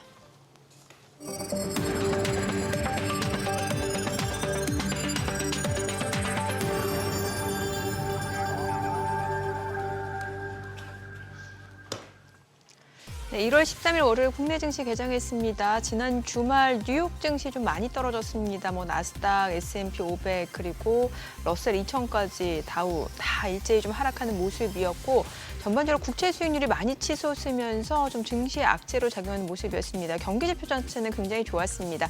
비농업 부분 고용 지표 굉장히 탄탄하게 나왔고 예상 밖으로 강한 모습이었고 실업률까지도 떨어지는 모습이었고 역으로 금리나 기대감이 좀 후퇴하는 상황이었죠. 오늘 양시장 어떤 출발 보여주는지 지수부터 체크해 보겠습니다. 코스피가 0.3% 하락합니다. 2,508포인트, 코스닥 0.5% 내림세로 713포인트입니다. 양시장 하락 출발 보여주고 있고요. 시가총액 상위 종목 시초가 보겠습니다. 삼성전자가 지금 1% 떨어집니다. 54,800원이고 SK하이닉스가 0.98% 하락하면서 20만 1,000원, LG에너지솔루션 강보합으로 34만 9,000원이고요. 삼성바이오로직스가 1.8% 올라갑니다. 101만 8,000원, 그리고 현대차가 0.6% 하락하네요. 22만 4,500원, 기아가 0.6% 내림세로 10만 4,900원이고 셀트리온은 강보합이죠. 18만 5,300원, 삼성전자 우선주가 0.98% 떨어집니다. 45,500원. KB금융 0.3% 올라갑니다. 88,000원이고요. 네이버가 0.2% 올라가면서 20만 2,500원에 거래되고 있습니다. 코스닥 시가총액 상위 종목 시초가도 보도록 하겠습니다. 오늘 알테오젠이 1.9% 하락합니다. 30만 4,500원에 거래되면서 지금 하루 만에 다시 한번 좀 내림세로 전환이 됐고 에코프로비엠이 0.4% 올라갑니다. 12만 700원. HLB가 0.3% 상승 중이죠. 8만 600원이고 에코프로가 지금 약보합으로 6만 2,400원. 레인보우 로보틱스가 0.6% 하락합니다. 22만 8,500원. 그리고 삼천당제약이 1% 약세입니다. 15만 8,500원이고 리가캔바이오도 1% 하락이죠. 11만 9,800원. 클래시스 보합이고요. 휴젤이 0.58% 하락하면서 25만 8,500원. 엔캠 보합으로 14만 5,600원에 거래되고 있습니다. 자, 오늘 시장에서 특징을 보여주고 있는 섹터 종목들 좀 체크를 해보도록 하겠습니다. 자, 오늘 시장에서 지금 보게 되면은 전력, 전선, 원전 관련주들 움직임 이어지고 있습니다. 전력 설비 쪽에서는 지금 대룡전기가 지금 7% 강세입니다. 52,500원이고 가온전선, 대한전선도 지금 1% 안팎으로 올라가고 있고요. 대원전선 지금 보시다시피 6.7% 올라가면서 3,380원. 재룡전기 강세가 좀 눈에 띄고 있는 상황이고 세명전기도 6% 강세 보여주고 있는 모습이고요. 산일전기, 한전산업, 광명전기, G2파워 모두 지금 오름세를 보여주고 있는 상황이고 지금 보시다시피 뭐 전선 관련주 내에서는 이제 대원전선이 좀 두드러지게 강세를 보여주고 있는 상황이죠. 자, 뿐만 아니라 지금 원전 관련주들도 움직임 좋습니다. 지금 비츠로테크가 4.6% 강세고 우진 BHI가 1% 안팎으로 올라갑니다. 지금 두산에너빌리티는 좀 떨어지고 있는 것으로 봤을 때는 일부 종목 상승세가 좀 원전 관련주의 상승 강세로 지금 보여지고 있는 것으로 확인이 되는 것 같고요. 그 밖에 오늘 뭐 해운주들도 움직임 좋네요. 흥하해운이 4.7% 올라갑니다. 1,780원. 그리고 KSS 해운도 1.2% 올라가고 STX 그린로지스도 1% 올라갑니다. 다만 해운주 내에서도 지금 보시다시피 종목별로는 희비가 엇갈리고 있는 모습이고요. 오늘 드론 관련주, 우주항공 관련주도 흐름 좋습니다. 하나 에어로스페이스가 3% 이상 올라가고 제이션 시스템 그리고 세트레가이, MC넥스까지도 일제히 상승을 보여주고 있는 상황입니다. 자, 수급 상황 좀 체크를 해보도록 하겠습니다. 오늘 유가증권 시장에서는 지금 현재 개인 투자자 631억 원 매수 우위고 외국인과 기관은 각각 346억 원, 287억 원 순매도고요. 코스닥에서는 외국인이 152억 원 매수 우위, 개인과 기관은 각각 139억 원, 13억 원 순매도를 나타내고 있습니다.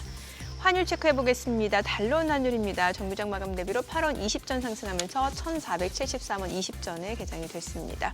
확실히 지금 뭐 달러 인덱스가 109를 넘어서다 보니까 달러원 환율도 좀 많이 올라가네요. 네, 그러네요. 그래도 뭐 역의 환율 수준에서 이렇게 사실 막 9원, 10원 올라도 할 말 없는 시세였는데 그래도 이렇게 더 치고 올라가진 않고 코스닥 이러다가 양전되나? 코스닥은 지금 외인들이 사고 있네요. 네, 지금 양봉이에요. 예. 네, 양봉이죠. 이 대표님, 이 정도면 선방 아닙니까? 선방이죠. 네. 일단 아까 말씀드린 대로 이제 채권 시장 일단 안정화되고 예. 금리 좀 내린다는 소문도 좀 돌고 예. 그리고 뭐 정치적 리스크가 이미 한 달이 넘었기 때문에 이제 조금 이제 둔화가 된 거죠. 와닿는 피부가 좀 둔화가 된 거죠. 그리고 뭐 일단은 또 개인 투자가들이 계속 달려들고 있거든요. 예. 저가 매수세 지금 되고 있고 그다음에 최근 들어서는 또 레버리지를 또 쓰기 시작하시니까 네. 저는 이제 그런 전반적인 상황들이 아까도 이제 말씀드렸지만 미국하고 좀 다르게 우리 이제 수급이 조금 이제 그동안 완전히 빨리던 상황에서 예. 이제 조금 이제 개인도 그렇고 지난주에 외국인이 좀 그랬고요. 그다음에 이제 채권 시장에서는 기관이 그렇고 일단은 돈들이 조금씩 움직이고 있기 때문에 그 부분들이 사실은 저는 좀 시장에 좀 되게 이제 좀 전망이 밝다보니 회복할 수 있는 기회가 올 수 있다라고 보고요. 네, 두 번째는 제가 아까 말씀드렸듯이 요즘 들어서 이제 올라가는 종목들 보면 업종이 확실히 작년하고 틀려요. 네네. 그런 거 보면은 우리가 이제 만약에 투자하시는 분들은 이제 포트폴리오에서 이제 만약에 교체를 좀 해야 되는 타이밍이 왔지 않는가. 저는 이제 그렇게 지금 보고 있습니다. 그러면 서학개미들 좋아하는 빅테크 관련주들은 어떤 식으로 조정을 해야 되는 거예요? 그렇죠. 일단은 이제 빅테크들도 많이 예. 올라 있기 때문에 뭐 미국 시장에서 저는 봤을 때는 엔비디아 빼고는 다시 이제 좀 조정을 좀 사실 받아야 돼요. 왜냐하면은 그래요? 예. 주가 대비 다시 고평가됐죠 이미요. PER 올라온 거라든지 아니면 이제 이익 성장률 향후 전망치 이런 것분들 보면은 이제 조정이 좀 필요한 것 같고요. 엔비디아는 사실 작년 12월 달부터 계속 조정을 좀 받고 있는 상태이기 때문에 네. 엔비디아도 물론 이제 150달러 넘어가면서 잠깐 이제 정고점을 뚫기는 했는데 지금 엔비디아는 계속 지금 박스권입니다. 그래서 다른 이제 테슬라부터 시작해 갖고 저는 이제 전반적으로 메타라든지 애플 그다음에 마이크로소프트 그다음에 구글까지 알파벳까지 다 해서 일단은 좀 박스권에 들어가서 좀 시장에서 좀 관망세에 따라서 좀 조정을 받아야 그래야 다시 올라갈 수 있는 상승할 수 있는 좀 모멘텀을 마련하지 않을까 지금 이렇게 보고 있습니다 지금. 현대차가 지난 주말에 보니까 간만에 좀 시세를 냈단 말이죠. 현대차 그룹주들이 보니까 엔비디아 협력설까지 나오고 있는 상황이고 어떨까요? 지금 현대차 그룹주는. 저는 일단 현대차가 그동안 네. 좀 너무 부진했는데 네. 이게 뭐 펀드멘탈이 나빠서 부진한 건 아니거든요. 제가 봤을 때는 펀드멘탈보다는 사실 미국에 대한 수출 뭐 부진 우려감 뭐 이런 우려감이죠 사실은요. 우려감이 많이 작용을 했고요. 저는 이제 시간이 갈수록 사실 현대차가 그걸 극복할 수 있는 방법을 좀 마련하지 않을까라고 생각을 하는 찰나였는데 지금 나온 게 이제 뭐 사실 가장 큰 게 뭐 올해죠 24조 원 이제 투자를 하겠다. 작년보다 작년 20조 원인데 한 좀 더 늘었거든요. 한 2% 정도 더 늘었는데 11조 원을 그중에서 11조 원을 저중에 11조 원을 전기차하고 수소차 개발 강화에 더 넣겠다. 그리고 R&D 중에서 자율주행하고 그다음에 로보틱스, 재생에너지도 더 추가적으로 투자를 하겠다. 네. 이렇게 나왔고 그래서 저는 이렇게 되면은 내용들을 뜯어보니까 현대차가 제가 봤을 때는 모 S 회사하고는 다르게 제대로 지금 방향을 갖고 가는 게 아닌가.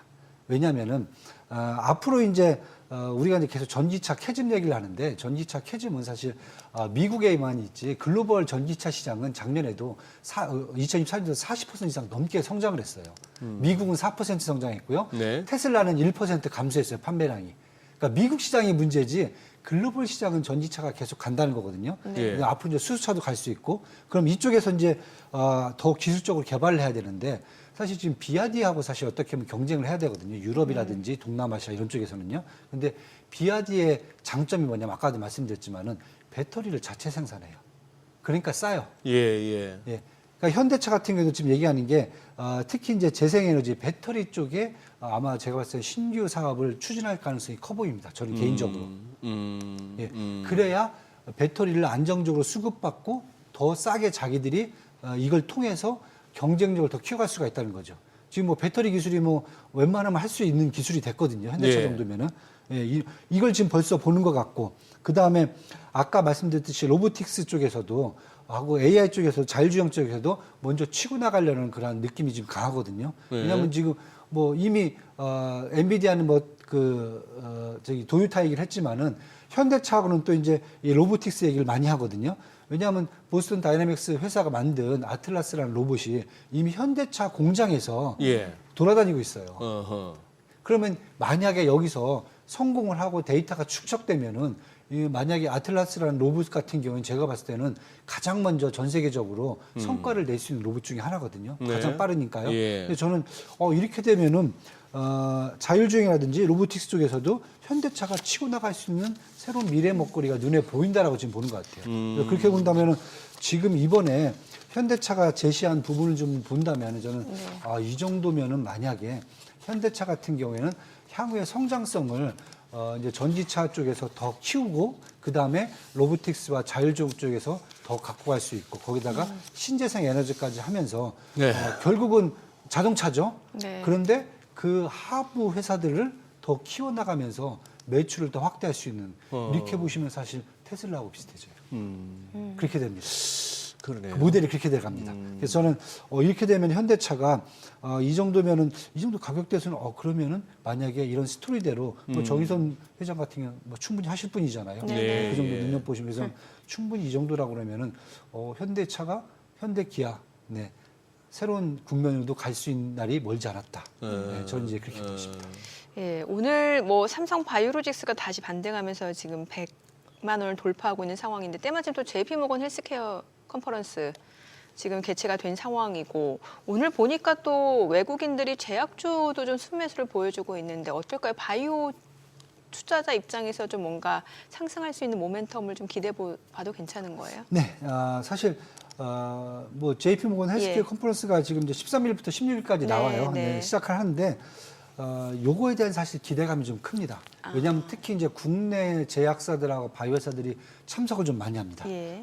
보면은 특징이 있다면은 이번에는 한 550개 기업이 참여를 하는데 네. 작년에는 1,500개 기업이 참석을 했어요. 그래요? 근데 한 3분의 1 토막이 났어요.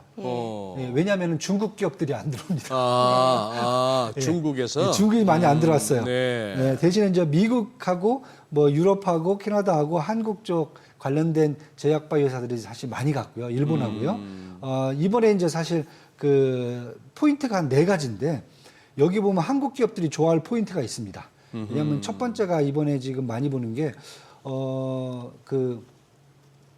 죄송합니다. 항암 ADC 항암이죠. 면역 항암제 있죠. 네. 그러니까 전에는 이제 면역 세포를 가서 이제 항암 치료하는 이제 이 면역 항암제에 대한 제품들이 많이 나올 수 있다. 왜냐하면 작년 같은 게 비만 치료제였거든요. 네. 이라든지 로브노스크. 두 번째는 다른 것보다 이제 뭐 잘 아시는 이제 그 바이오시밀러. 그다음에 세 번째가 CDMO 사업에 관심이 되게 많아졌어요 이번에. 왜냐하면 특히 이제 미국이 생물보안법을 이제 하원 통과시켰잖아요. 예. 네. 사실 딴 게 아니라 이제 중국 쪽에서 나오는 그 CDMO들이 워낙 저가로 불량품뿐만 아니라 이제 향전신성 막 이런 제품들이 나오면서 예. 이게 이제 미국에서 이제 막잖아요. 그렇게 돼 막았을 경우에 앞으로 그럼 CDMO를 누가 지금 공급을 해주느냐 이 문제가 나오거든요. 그래서 지금 저희 롯데 바이오로직스까지 달려간 이유가 그겁니다. 그래서 저는 일단 한국 기업들은 여기서 일단 할 수 있는 게 나온다. 그리고 마지막에는 이제 AI 플랫폼이에요. 작년에 엔비디아가 바이오 리모라는 그 AI 신약이죠. 네. 신약을 개발할 수 있는 AI 플랫폼을 제공해 줬어요. 근데 올해 그 플랫폼이 얼만큼 성장이 됐는지. 그러니까 그 플랫폼을 쓰면은 신약 개발이 10년인데 한 5년 정도로 축소할 수 있고 그다음에 비용도 한 3분의 1로 줄일 수 있다고 그러거든요. 그 플랫폼이 이번엔 또 어떻게 더 발전됐는지. 근데 이번에 사실 우리나라 기업들 같은 경우는 지금 보면은 면역 항암이라든지 그다음에 CDMO 쪽에 관심이 커졌거든요. 그래서 많은 업체들이 갖고 그거에서 지금 가장 대장주 CDMO 쪽 대장주 사실 뭐 글로벌 대장주는 삼성 바이오로직스거든요. 예. 그다음에 이제 뭐 SK 바이오팜이라든지 네. 이번에 셀트리온도 사실 CDMO 쪽에 지금 진출을 시작했습니다. 예. 그래서 지금 뭐 서정주 회장은 가서 자기들의 어떤 CDMO 능력을 또 한번 브리핑 하겠다라고 해갖고 삼성전자하고 지금 이 셀트리온 두 개 회사는 27개 회사 네. 중에서 이제 기조연설 할 수 있는 그 자기들 발표할 수 있는 회사에 또 들어갔어요. 그래서 지금 이번 기회에 저는 다른 쪽보다 그 면역 항암 쪽, 그다음에 CDMO 쪽 이쪽 회사들은 저희가 좀 지켜봐도 괜찮지 않겠냐. 예. 네. 이렇게 좀 보여집니다. 알겠습니다. 오늘 내용 잘 들었습니다. 고맙습니다. 네, 감사합니다. 네, 오늘 들으신 내용과 관련해서 더 다양한 정보 원하시는 분들은 카카오톡 채널에서 머니를 검색하셔서 친구 추가하시기 바랍니다.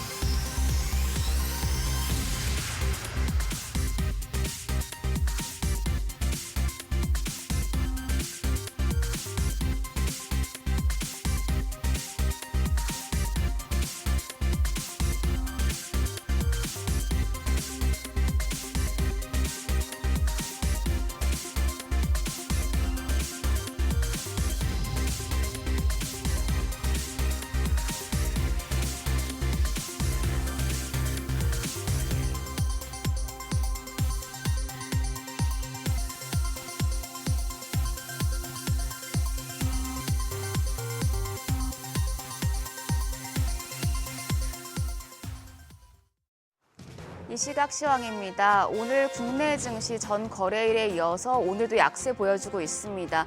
코스피가 0.31% 하락하면서 현재 2,507선 지나가고 있고요. 코스닥은 약보합입니다. 717선 가리키고 있습니다. 수급 상황 보겠습니다. 유가증권 시장 매매 동향입니다. 오늘도 외국인은 좀 파는 모습입니다. 937억 원 매도 우위 보여주고 있고요. 기관 역시도 719억 원 팔자 포지션 취하고 있습니다. 개인만 홀로 1,607억 원 순매수 기록 중입니다. 코스닥 시장입니다. 코스닥 시장에서는 외국인이 삽니다. 65억 원의 매수 우위 기록하면서 코스피보다는 코스닥 시장 하락폭이 조금 적은 모습이고요. 반면에 기관은 26억 원 매도 우위. 여기서는 개인 역시도 금액은 소폭이지만 4억 원의 팔자 포지션 취하고 있습니다. 등락률 상하이 업종 보겠습니다. 오늘 건축 제품, 건강관리 업체와 서비스 업종을 비롯해서 제약 업종이 강한 모습 보여주고 있습니다. 반면에 조선과 건강관리 기술, 철강 섹터는 하락폭이 큰 것으로 집계됩니다. 그럼 시장을 주도하는 테마 종목별 시세 체크하겠습니다. 오늘도 LA 산불 관련 종목들이 상승세를 이어가고 있습니다. 미국 서부 최대 도시인 로스앤젤레스에서 동시다발한 산불이 닷새째 계속 이어지면서 좀처럼 진정될 기미를 보이지 않고 있는데요. 이 해당 산불로 재난 안전, 특히 소방 관련 종목들이 강세 기록 중입니다. 관련주 내에서는 오텍이 12% 가까이 올라갑니다. 3,840원에 거래되고 있고요. TKG 애강도 7.3% 상승세 시연 중입니다. 파라텍은 지금 0.1% 소폭의 오름세고요. 한컴 라이프케어가 2.3% 강세로 거래가 3,500원, EN플러스가 8.6% 올라갑니다. 1,192원에 거래되고 있습니다. 그리고 향후 전력망 복구 수요가 급증할 것이란 전망에 전력주, 전력설비주 쪽도 상승세 시연 중입니다. 관련주 중에서는 재룡산업이 20% 가까운 시세 분출 중입니다. 거래가 7,090원이고요. 제일일렉트릭이 11.3% 강세 보여주고 있습니다. 12,800원에 거래되고 있습니다. 그 밖에 세명전기가 4%대, 재룡전기도 4% 가까이 올라가고요. 대원전선까지 4.58% 상승세 시연 중입니다. 해운주는 해상운임 상승에 영향을 받고 있습니다. 상하이 컨테이너 운임지수가 지난 3일 기준 2,500을 넘겼습니다. 3개월 만인데요. 미국 트럼프 행정부 2기 출범과 미국 동부 항만 노동조합 파업 등 해상운임 상승 요인이 많을 것이란 전망이 나오면서 해운주가 상승세 보여주고 있습니다. 해운주 내에서는 흥하해운이 7% 넘게 올라가면서 1,833원에 거래되고 있고요. 반면에 STX 그린로지스는 지금 약세로 전환이 된 상태입니다. 0.54% 마이너스권. 대한해운이 1%대 올라가고요. 페노션도 1%대 상승. KSS 해운 0.7% 상승하면서 거래가 8,600원으로 집계되고 있습니다. 마지막은 비만치료제 관련주입니다. 세계 최대 제약바이오 이벤트인 JP모건 헬스케어 컨퍼런스가 현지 시간 오늘부터 개최되는 가운데 GLP-1 비만 치료제 관련 비즈니스가 확대될 것이란 기대감에 영향을 받고 있습니다. 관련주 내에서는 인벤티지 랩이 3.26% 상승하면서 19,930원에 거래되고 있고요. DXVX가 3.46% 강세로 2,095원, 샤페론이 2%대 오름세 보여주고 있습니다. 대웅제약 4% 가까이 올라갑니다. 현재 거래가 13만 6천 원으로 집계되고 있고요. 애니젠까지도 5.16% 강세 시현하면서 거래가는 12,430원 나타내고 있습니다. 오늘 환율이 1,474원대 급등하면서 출발을 했는데요. 고환율로 시장 하락세가 계속해서 이어질지 장중의 흐름 예의주시하셔야겠습니다. 지금까지 시장 상황 전해드렸습니다. 서학개미 브리핑입니다. 지난 한 주간 서학개미의 거래 내역 살펴보시죠. 먼저 5위는 리게티 컴퓨팅입니다. 최근 양자 컴퓨터 관련주는 서학개미의 뜨거운 사랑을 받았는데요. 그러나 젠슨 황 엔비디아 CEO의 말에 주가가 반토막이 났습니다. 젠슨 황 CEO는 양자 컴퓨터의 도래 시기에 대해 유용한 양자 컴퓨터가 나올 때까진 20년은 걸릴 거라고 전망했는데요. 이에 관련주들 모두 급락했는데 특히 리게티의 경우 주가가 45% 넘게 폭락했습니다. 이에 서학개미도 매도 우위 보였는데요. 그러나 반대 의견도 있습니다. 앨런 바라츠 디웨이브 퀀텀 CEO는 젠슨 황 CEO의 예측이 완전히 틀렸다며 어닐링 접근법을 사용하면 지금 당장이라도 구현할 수 있다고 밝혔는데요. 앞으로의 흐름 지켜보셔야겠습니다. 3위는 테슬라의 하루 수익률을 2배로 따르는 TSLR, 그리고 테슬라가 1위에 올랐습니다. 새해에도 서학개미의 테슬라 투자가 이어지고 있습니다. 지난 1일부터 10일까지 테슬라 관련 종목들을 가장 많이 순매수했는데요. 지난달 말부터 실적 우려로 주가 변동폭이 커지자 저가 매수 기회로 판단했습니다. 또 중국에서 모델 Y의 최신형 출시 소식도 호재로 작용했는데요. 다만 테슬라의 신기술에 대한 우려도 있습니다. 최근 뱅크 오브 아메리카는 투자 의견을 비중 확대해서 중립으로 하향 조정하면서 로보택시 등 사업에 대해 리스크가 크다고 지적했습니다. 마지막으로 2위는 엔비디아입니다.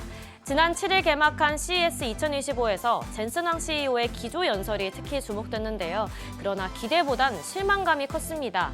블랙웰과 차세대 GPU 플랫폼인 루빈에 대한 구체적인 진행 상황이 부족했기 때문으로 분석되는데요. 또한 바이든 행정부가 마지막으로 대중 AI 칩 수출을 제한하려 하면서 엔비디아가 타격을 입을 거란 우려도 커지고 있습니다. 이에 주가가 하락하자 서학개미가 저가 매수에 들어간 것으로 분석됩니다. 이어서 월가에서 주목하는 뉴욕 증시 종목 리포트 살펴보겠습니다. 먼저 아마존에 대해 루프캐피탈은 향후 주가 상승 여력이 더 있다고 평가했습니다. 그간 강력한 수요를 보였던 아마존 웹 서비스가 2025년에도 수요가 더욱 급증하면서 장기간의 성장세를 주도할 수 있다고 언급했는데요. 또한 클라우드 부문과 전자상거래 부문 이 양쪽에서 이익률이 견고하다는 점도 투자 전망을 지지한다고 덧붙였습니다. 그리고 현재 미국 대부분의 지역에서 주 5일 사무실 근무가 다시 시행됐는데요. 이로 인해 급여가 높은 일부 직원은 이탈할 수 있는데 이것이 오히려 아마존의 전망엔 긍정적으로 작용할 수 있다는 분석입니다. 다음으로 메타입니다. 최근 팩트체크 기능을 폐지하면서 시끌시끌한데요. 마크 저커버그 메타 CEO는 이제 표현의 자유라는 우리의 뿌리로 돌아갈 때라며 X가 사용하는 커뮤니티 노트 모델을 도입한다고 발표했습니다. 아울러 정치 콘텐츠를 부활시키고 이민과 성별 등의 주제에 대해서도 규제를 철회했는데요. 또한 새롭게 구성될 이사회에 트럼프 당선인과 오랜 친구인 다나 화이트를 영입했습니다.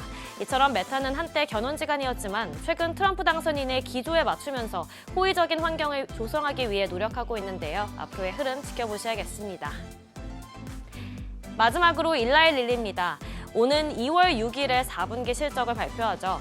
이에 대해 모건 스탠리는 4분기 매출은 예상치를 하회하겠지만 장기적인 전망엔 여전히 확고한 신뢰를 표했습니다.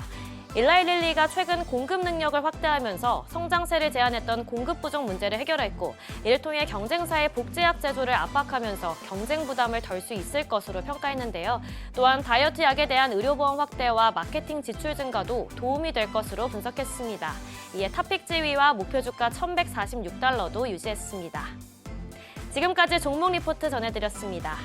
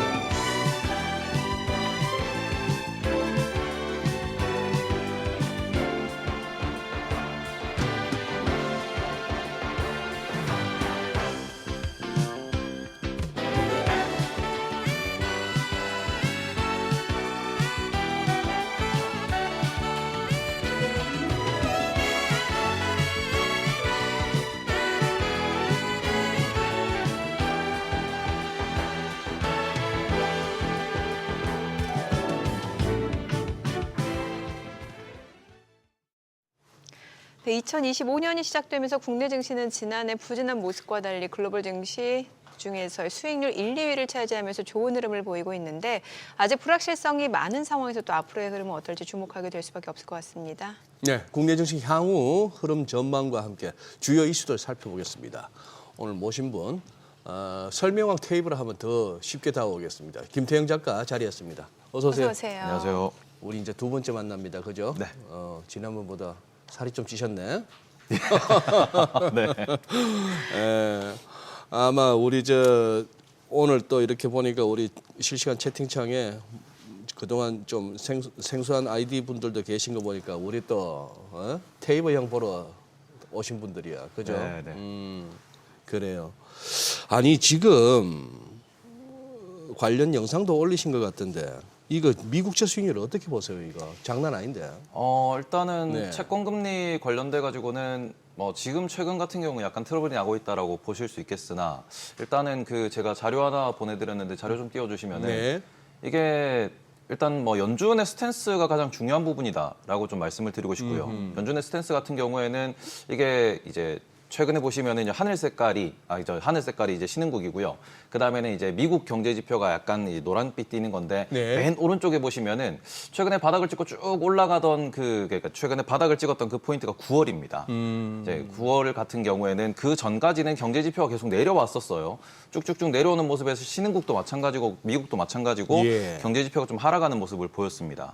그러면서 9월에 갑자기 이제 연준에서 50bp 인하를 딱 하면서 어찌 보면은 그 전까지는 미국 경제 데이터, 발표되는 경제 데이터가 전부 다 이제 쇼크를 보이는 모습을 보이다가 예. 저게 이제 갑자기 확 반등하기 시작을 했어요. 그러니까 연준의 금리 인하 타이밍이 나빴냐라고 하면은 그거는 참 잘했다라고 볼 수 있겠으나 9월달에 50bp 인하를 하면서 오히려 경제 지표가 너무 좋아지는 모습을 보이고 있고 그리고는 최근에 12월 들어서는 오히려 경제 지표가 또 내려오는 모습을 보이고 네네. 있습니다. 그러니까 전반적으로 네. 놓고 보면은 우리가 지금 실업률이 4.2%에서 4.1%로 내려왔고 그다음에는 이제 고용 같은 경우에도 15만 언저리를 예상을 했는데 25만 언저리가 나오다 보니까 고용이 너무 세다라고 네. 표현은 하고 있습니다만 예. 나머지 뭐 각 지역별 PMI라든지 그런 데이터를 다 종합적으로 놓고 보면은 이게 너무 우리가 지금 연준의 금리 인상을 생각을 하고 그리고는 뭐 2025년도에 금리 인하가 없을 것이다라고 생각하는 거는 너무 좀 나간 스텝이다. 그러니까 연준 위원들이 얘기하는 걸 들어보시면은 네. 그냥 속도를 좀 조절하자라고 이야기를 하고 있고요. 12월 예. FOMC 이후에 딱히 변하는 건 없습니다. 그리고는 그런 부분에 있어가지고 지금 우리가 걱정하는 거는 이제 트럼프가 들어와서 관세를 때린다라고 이야기를 하는데 일단 일주일 정도 남았습니다. 근데 일주일 뒤에 트럼프가 일단은 이제 비상사태를 선포하겠다라고 이야기까지 하고 있어요. 근데 그 비상사태는 의회 통과 없이 바로 관세를 바로 이제 시작을 하겠다. 보편적 관세라고 하는 10% 관세를 바로 때리겠다라고 어떻게 보면은 계획을 짜고 있다라고 이미 좀 예고를 하고 있는 상태입니다. 네. 그런 부분에서 채권도 마찬가지, 주식도 마찬가지 차익 실현과 함께 약간 관망세가 나오면서 채권 금리가 밀려 올라가고 있다라고 보실 수 있는 대목이고 그 부분에서 여전히 이제 우리가 10년물 기준으로 얘기할 때 5%까지는 이제 작년 연말부터 계속 얘기가 나왔던 부분이거든요. 네. 그래서 그런 부분에서는 지금 매수세가 들어오는가를 계속 좀 체크를 해보시면서 지금은 미국 국채 금리가 5%를 넘는가 안 넘는가 그 정도까지 열어놓고 보시는 게 맞지 않나 생각하고 있습니다. 그 정도 가능성도 좀 대비는 해야 된다. 네. 예, 예. 조금 뭐 이렇게 이야기거리가 좀 나왔으면 세상 조금 더 이렇게 어수선해져서 좀 재밌어졌으면 하는 사람들이 입에 올리는 용어가 채권 자경단이에요. 네. 그 가능성은 어떻게 보세요? 지금 영국이 일단은- 조금 위태위태한데. 네, 일단은 뭐 네. 그런 부분도 부분이지만 지금 미국 국채 금리가 올라가는 가장 큰 이유 같은 경우에는 네. 채권 투자 혹은 이제 미국에서 구루라고 부르는 그런 이제 큰 손들이 네. 네. 4.1%, 4.2%부터 공개적으로 나는 미국 채권 쇼 때리겠다. 쇼 때리겠다. 네, 어찌 보면 공매도를 하겠다라고 이야기를 했습니다. 네. 그런데 그런 부분에서 공매도를 선언했던 그런 분들이 지금 공매도를 푼다라는 얘기가 아직까지 없어요. 그러니까 우리가 좀 이렇게 말하기 좋아한다 혹은 예. 본인의 포지션을 어찌 보면은 이제 전략적으로 노출하시는 분들이 네네, 계시는데 좀 있죠. 그런 분들 같은 경우는 뭐 채권왕이라고 불리는 그런 빌 그로스 같은 분들도 지금 미국 국채 안 좋게 본다라고 이제 공개적으로 이야기를 했거든요. 그런데 그 부분에서 그런 분들이 한 분, 두 분이라도 나 다시 채권 매수하기 시작할 거야라는 이야기가 좀 시그널이 돼줘야 되고 우리가 지난번에 5% 네. 갔을 때 같은 경우에도 빌 에커먼이라고 하는 그 억만장자가 예. 나 채권 사고 있습니다. 라고 이야기를 하고 고점 찍고 떨어졌거든요. 예, 그러니까 그래요. 그런 부분에 금리에 있어서는 채권 자경단이라고 하는 게 어찌 보면 이제 큰 손들의 움직임이라고 볼 수 있는 네, 대목이니까 그런 큰 손들이 다시 한번 좀 포지션 변경을 밝혀줘야 좀 더 좀 방향성이 명확해질 텐데 아직까지는 전혀 시그널이 없습니다. 네. 그런 부분이 채권 약세를 계속 부르고 있다라고 보시는 게 맞을 것 같습니다. 네. 미증시하고 국내 증시 지금 올해 들어서 약간 좀 지난해 연말과는 좀 분위기가 다르게 좀 상반된 흐름인데 올해 국내는 좀 그래도 상대적으로 괜찮고 좀 미증시는 지금 기술주를 위주로 좀 조정 구간에 진입했다라는 분석이 나오고 있는데 어때요? 좀 어느 쪽이 여전히 더 매력적이라고 보시는 거예요? 일단은 뭐 국내 증시를 먼저 말씀을 드리면은 일단 코스피 지수를 기준으로 말씀드릴 때 제일 문제가 되는 거는 결과적으로 삼성전자가 지금 이제 투자자들의 기대감을 이끌어낼 수 있을까라는 게 제일 문제가 되고 네. 있다라고 보셔야 될 것 같습니다. 삼성전자 같은 경우에는 지금 우리가 2019년 혹은 2020년도에 상승할 때 보시면은 파운드리 기대감이 있었거든요. 그런데 지금 파운드리가 주말 사이에 나왔던 뉴스가 뭐냐 그러면은 TSMC 애리조나 공장 네. 최근에 오픈했는데 그쪽은 지금 4나노를 생산하고 있고 그리고는 올해 연말까지 풀 가동한다라고 이야기가 나오고 있는 중입니다.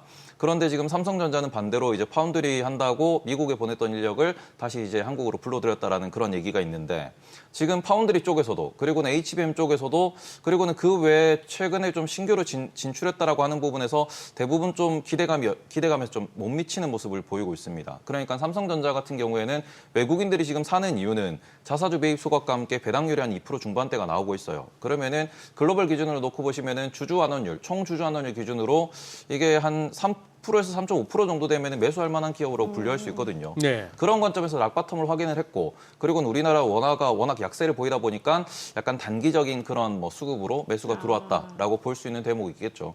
그런데 삼성전자가 여기서 6만 원을 돌파하고 7만 원을 돌파하는 그런 시나리오를 보이려면은 네. 뭔가는 하나에 대한 파운드리가 됐든 HBM이 됐든 기대감을 부합하는 그런 모습을 보여줘야 여기서 프리미엄을 붙여서 올라갈 수 있다라는 대목 때문에 코스피 지수를 놓고 보면은 올해는 그렇게 재미가 없을 수 있다. 그래요. 다만 지금 수출 데이터를 놓고 보시면은 변압기도 마찬가지고 그리고는 지금 자동차도 마찬가지고 HBM 같은 경우에는 최근에 우리나라 수출을 견인하고 있습니다. 네네. 그렇기 때문에 그런 부분에 있어가지고는 코스피 지수는 재미가 없을 수 있겠으나 하지만 그 안에 있는 수출이 늘어나는 기업들은 계속 우리가 주목을 해야 되지 않나 이렇게 보고 있습니다. 그러니까 종목 섹터별로 좀 접근이 달라야 된다. 네. 미국은요? 미국 같은 경우에는 지금 금요일 날 S&P 500이 딱 100일선까지 지금 내려가는 네. 모습을 보였거든요. 근데 그런 부분에 있어서 최근에는 알고리즘 매매가 매우 이제 강화되는 모습을 보이면서 애플 같은 경우도 지난 금요일 날 100일선을 딱 찍고 이제 기계적인 순매수가 들어왔습니다. 네. 그러면서 S&P 500을 100일선으로 맞추는 그 액션에서 애플의 주가를 가지고 이제 지수를 좀 잡아가는 그런 모습을 보였었는데 그런 걸 놓고 보시면은 미국 같은 경우에도 약간 시장에서 지금 언급되고 있는 부분이 애플 같은 경우나 테슬라 같은 경우에는 약간은 우려가 될 수 있다라고 이야기가 나오고 있습니다. 네. 애플 같은 경우에도 저커버그가 또 이야기를 했는데 애플이 아이폰 이후에 혁신이 없지 않나라고 네. 이제 작심 비판을 하는 모습도 보이고 있고 최근에 애플이 뭐 VR 기기도 마찬가지고 그리고 애플카 같은 경우에도 개발하다 말고 포기한 그런 전력이 있다 보니까 애플의 다음 제품이 무엇이냐라고 하고 있는데 애플 다음 제품이 지금 스마트홈 쪽으로 약간 기울고 있는 모습을 보이고 있거든요. 근데 이쪽 같은 경우에는 애플이 그래서 지금까지 우리가 혁신이라고 했던 부분을 계속 보여줄 수 있을 것인가 그러면은 그건 아닌 상황이고 지금 애플 주가가 그래서 빠질 거냐 그러면은 그것도 애매한 게 총 주주 환원율이 애플이 3%가 나옵니다. 자사주 매입 소각이 한 2.5% 되고 예. 또 배당이 한 0.4% 정도 되다 보니까 그런 부분에서 애플이 빠지지는 않을 것 같은데 현금 흐름 계속 좋기 때문에 그러면 애플이 어찌 보면 약간 공매도의 타겟이 될 수 있고 그러면은 그런 부분에서 어찌 보면은 나스닥에 대해서 우리가 비싸다라고 하는 거의 핵심은 네. 그래서 그 비싼 기업들이 얼마나 성장을 하느냐가 핵심이거든요. 그렇죠. 지금 보시면은 2025년도에 지금 S&P 500 전체 토탈 해가지고 영업이익률이 10% 중반대에서 10% 후반대까지 올라갈 거라고 전망을 하고 있습니다. 그래서 그런 부분에 있어서 일단 이번 주부터 시작이고요. 그리고 빅테크 같은 경우에는 1월 말 2월 초에 이제 실적이 나오는데 그 실적에서 올해에 대한 가이던스를 매우 명확하게 좀 제시를 하는 기업들 중심으로 매수가 들어올 거고 거기서 약간 자신 없는 모습 혹은 약간 비판적인 그런 오조가 나오는 기업이면은 최근에 온세미컨덕터라고 미국에 있는 그 기업이 있습니다. 네. 이제 반도체 관련돼 가지고 반도체를 만들고 하는 기업인데 그 기업이 주가가 금요일도 한 8% 정도 폭락을 했고요. 예. 최근에 보시면 52주 신저가를 아주 강렬하게 좀 뚫고 완전 지하실로 내려가는 모습을 보이고 있습니다.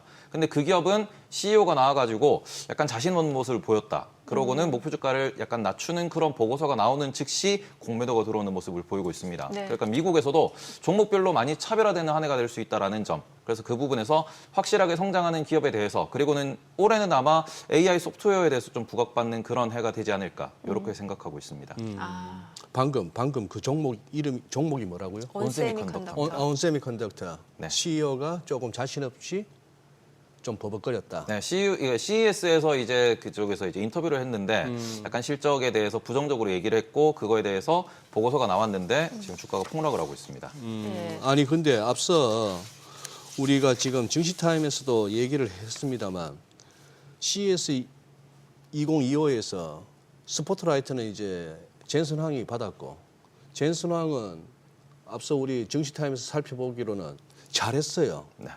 뭐 이제 우리밖에 없다. 나머지들은 다 그냥 그거 해라. 좀 찌그러져 있어라 이런 분위기였는데 네. 아니 그 와중에 지난주 1월 7일 날 화요일 날 마이너스 6.2%. 그다음 1월 8일 날 수요일 날은 그냥 뭐 약보합. 그리고 목요일 날 그 카터 전 대통령 장례식으로 하루 쉬고 금요일 날 3%. 그래서 지난주 CES 2025가 있었던 지난주에 6%가 빠졌어요. 엔비디아가. 네. 이거 어떻게 봐야 돼요, 이거? 일단은 바닥에서 강하게 반등을 했고 그리고는 제일 핵심이 되는 거는 신고가를 실패했다라는 점에서 차익 실현이 좀 많이 나왔다라고 보셔야 될 것 153불 같습니다. 금방. 네. 네, 네. 뭐 저 같은 경우에도 153달러 찍고 떨어지는 150달러를 끼는 순간에 저도 어찌 보면 익절하고 나왔거든요. 익절하고 나왔다. 예. 자랑이죠, 지금. 아니, 자랑보다는 이게 약간 지금 엔비디아를 길게 본다라기보다는 엔비디아가 현재 포워드 PER 기준으로 30배라는 건 다들 알고 계실 겁니다. 지난번에 제가 여기 나와서도 지금 미국에 있는 빅테크들이 포워드 PER 1년 뒤, 예. 12개월 뒤에 PER 30배를 땡겼다라고 하면 네. 주가에 한 2년 정도가 지금 녹아 있는 겁니다. 네. 그러니까 이미 선반영이 많이 되어 있는 상태에서 기술적으로 알고리즘적으로 신고가를 딱 찍었는데 차익 실현이 훅 나온다 그러면은 그러면 그걸 지켜보고 있는 투자자들도 일부는 익절을 하게 되는 그런 움직임이 좀 반복적으로 나오다 보니까 미국 주식에 대해서 지금 글로벌 투자자들이 매우 타이밍을 짧게 가져가고 있습니다. 그러니까 또 만약에 내려가서 엔비디아가 다시 한번 지지선을 형성한다라고 하면 또 매수가 들어갈 것이고 거기서 또 다시 신고가가 또 한번 실패하면 또 매도가 나오겠죠. 변동성이 매우 커지고 있는 상황이기 때문에 그런 부분에서 6%가 폭락했다라고 하면 그 직전에 얼마나 올랐냐를 보시면은 그거보다 더 올랐거든요. 그렇기 때문에 그런 부분에서는 그냥 박스권 매매인데 좀 네. 빠르고 좀 이게 진폭이 큰 박스권이라고 보시는 게 맞지 않나 이렇게 생각합니다. 네. 나오셨으니까 저 바로 양자 컴퓨터 좀 여쭤봐도 되죠. 네.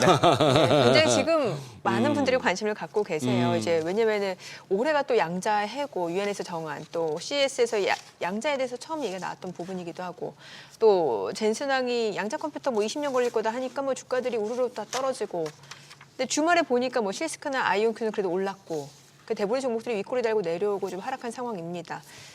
뭐 어느 정도 기대 수익률 높였던 분들의 입장에서 좀 실망할 수 있는 구간이고 좀 조심스러울 수밖에 없는 구간이기도 한데 또 반대로 매수 기회 노려보셨던 분들은 또 좋아할 수도 있을 것 같고 이게 참 상반된 입장도 많고 지금 어떨까요? 일단은 양자라고 하는 부분에 있어가지고 그걸 과학적으로 먼저 말씀을 드리면은 최근에 네이처 논문이라든지 사이언스지 논문에서 보시면은 퀀텀이라는 단어를 좀 심심찮게 찾아볼 수 있습니다. 왜 그러냐 그러면은 지금 과학적인 부분에서도 양자 통신이라고 하는 그런 네. 부분에 대해서 되게 많이 접근을 하고 있는 중이고요. 원리를 규명하기 위해서 이걸 상업화시키기 위해서 노력을 하고 있습니다. 네. 어느 정도 감을 잡은 상황이 맞기 때문에 그런 부분에서 우리가 회자되는 건 맞으나 젠슨왕이 얘기했다시피 20년이 걸린다라고 하는 것은 그게 상용화가 되고 네. 기업화되어서 뭔가 퀀텀이라고 하는 걸로 통해 가지고 큰 기업이 하나 생기려면은 그만큼의 시간이 필요하다라고 이야기하는 말 그대로 상용화까지 멀었다라고 하는 부분이고요. 그리고는 뭐 부끄럽지만 제 채널에 23년도 4월 달에 네. 아이온큐 관련돼 가지고 영상을 한번 올렸었어요. 아 그래요. 그때 올렸을 때가 $5 정도였고요. 예. 그러고는 이제 최근에 고점 찍고 떨어진 게 $50거든요. 그렇죠. 예. 2년 사이에 10배가 올랐는데 그 2년 사이에 변한 거는 별로 없습니다. 프로젝트를 진행을 하고 있다라고는 이야기를 하고 있지만 돈을 벌기는 여전히 좀 거리가 멀기 때문에 이게 다들 아시다시피 퀀텀이 주가가 10배가 올랐기 때문에 다들 주목을 하고 있는 거고 그리고는 다른 종목들은 10배가 아니고 그보다 더 오른 종목들도 있습니다. 네. 최근에. 그러니까 이게 수급적으로 좀 쏠림이 연말에 발생을 했고 그런 부분에서 완전 트레이딩 영역으로 들어가 있는데 요거를 지금 주가 측면으로 분석해서 들어간다는 거는 약간은 그저 2023년도 8월 달에 2차 전지 같은 그런 느낌이랄까요. 네. 그러니까 좀 조심할 필요가 있다. 지금은 밸류를 보고 들어가서는 안 되죠. 그냥 기술적으로 분석해서 단기적으로 트레이딩만 하고 나와야 되는 그런 상황이다라고 보셔야 될 것 같습니다. 그래요. 생각 우리 김태형 작가 테이블 형은 조금 더 직설적으로 얘기해 줄 줄 알았는데 약간 몸살이신다. 몸을 사린다기보다는 네. 제가 이미 그 떨어지는 날 라이브에서 너무 이렇게 독설을 날려가지고 네. 그날 그리고, 배부르셨겠어요? 그러면 그리고 이거 한번 여쭤볼게요. 2차 전지주. 네. 2차 전지주 지금 이제 제가 이제 좀 두려운 게 우리가 12월과 1월 지금 이제 한 뭐 상반월이 거의 다 돼 갑니다만 이 사이에 생각보다는 우리 시장이 잘 버티고 있는데 이게 혹시나 또 회광반조일 수가 있는 거예요. 네. 사람 숨 끊어지기 전에 네, 보면은 네, 갑자기 네. 이렇게 기운이 돌아오고 눈이 반짝거리잖아요. 네. 그거인데 여기에 지금 이렇게 막 낚이는가 싶은 어떤 두려움도 있는데 그러는 와중에도 이 뭔가 시장에 이 흐르는 기저에서 이 힘이 뭔가를 계속 고민 중에 있고 네. 그런데 이제 그러다 보니까 이제 기회가 올 수도 있고 아니면은 또 이것이 희망 고문이 끝나고 또 뭐 미국이 같이 뭐 트럼프 취임 이후에 잘 될 줄 알았더니 오히려 시장이 무너지고 금리가 뛰고 우리도 결국 버티다 같이 이럴까 급기도 한데 반대로 그냥 다 좋은 쪽으로 아니면 남들 뭐 할 때 못 할 때 우리는 조금 더 상대적으로 나은 모습을 보일 때 이걸 갖다가 이제 수익을 내거나 그동안의 손실을 좀 줄이는 기회로 삼아야 되는데 지금 많은 우리 국내 개인 투자자분들이 2차 전지를 가지고 전전긍긍하시잖아요. 예.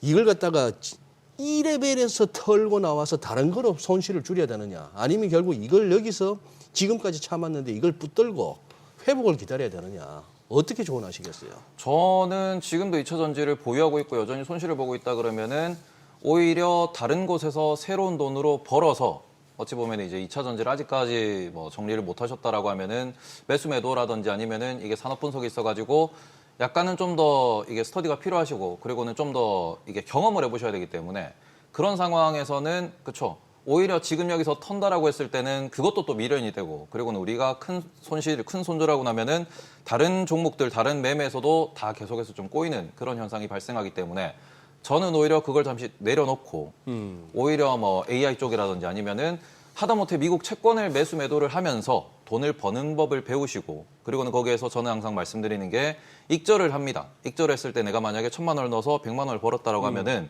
거기서 내가 물려있는 거에 50만 원 정도의 손절을 해서 시드를 계속해서 다시 회복시키는 거죠.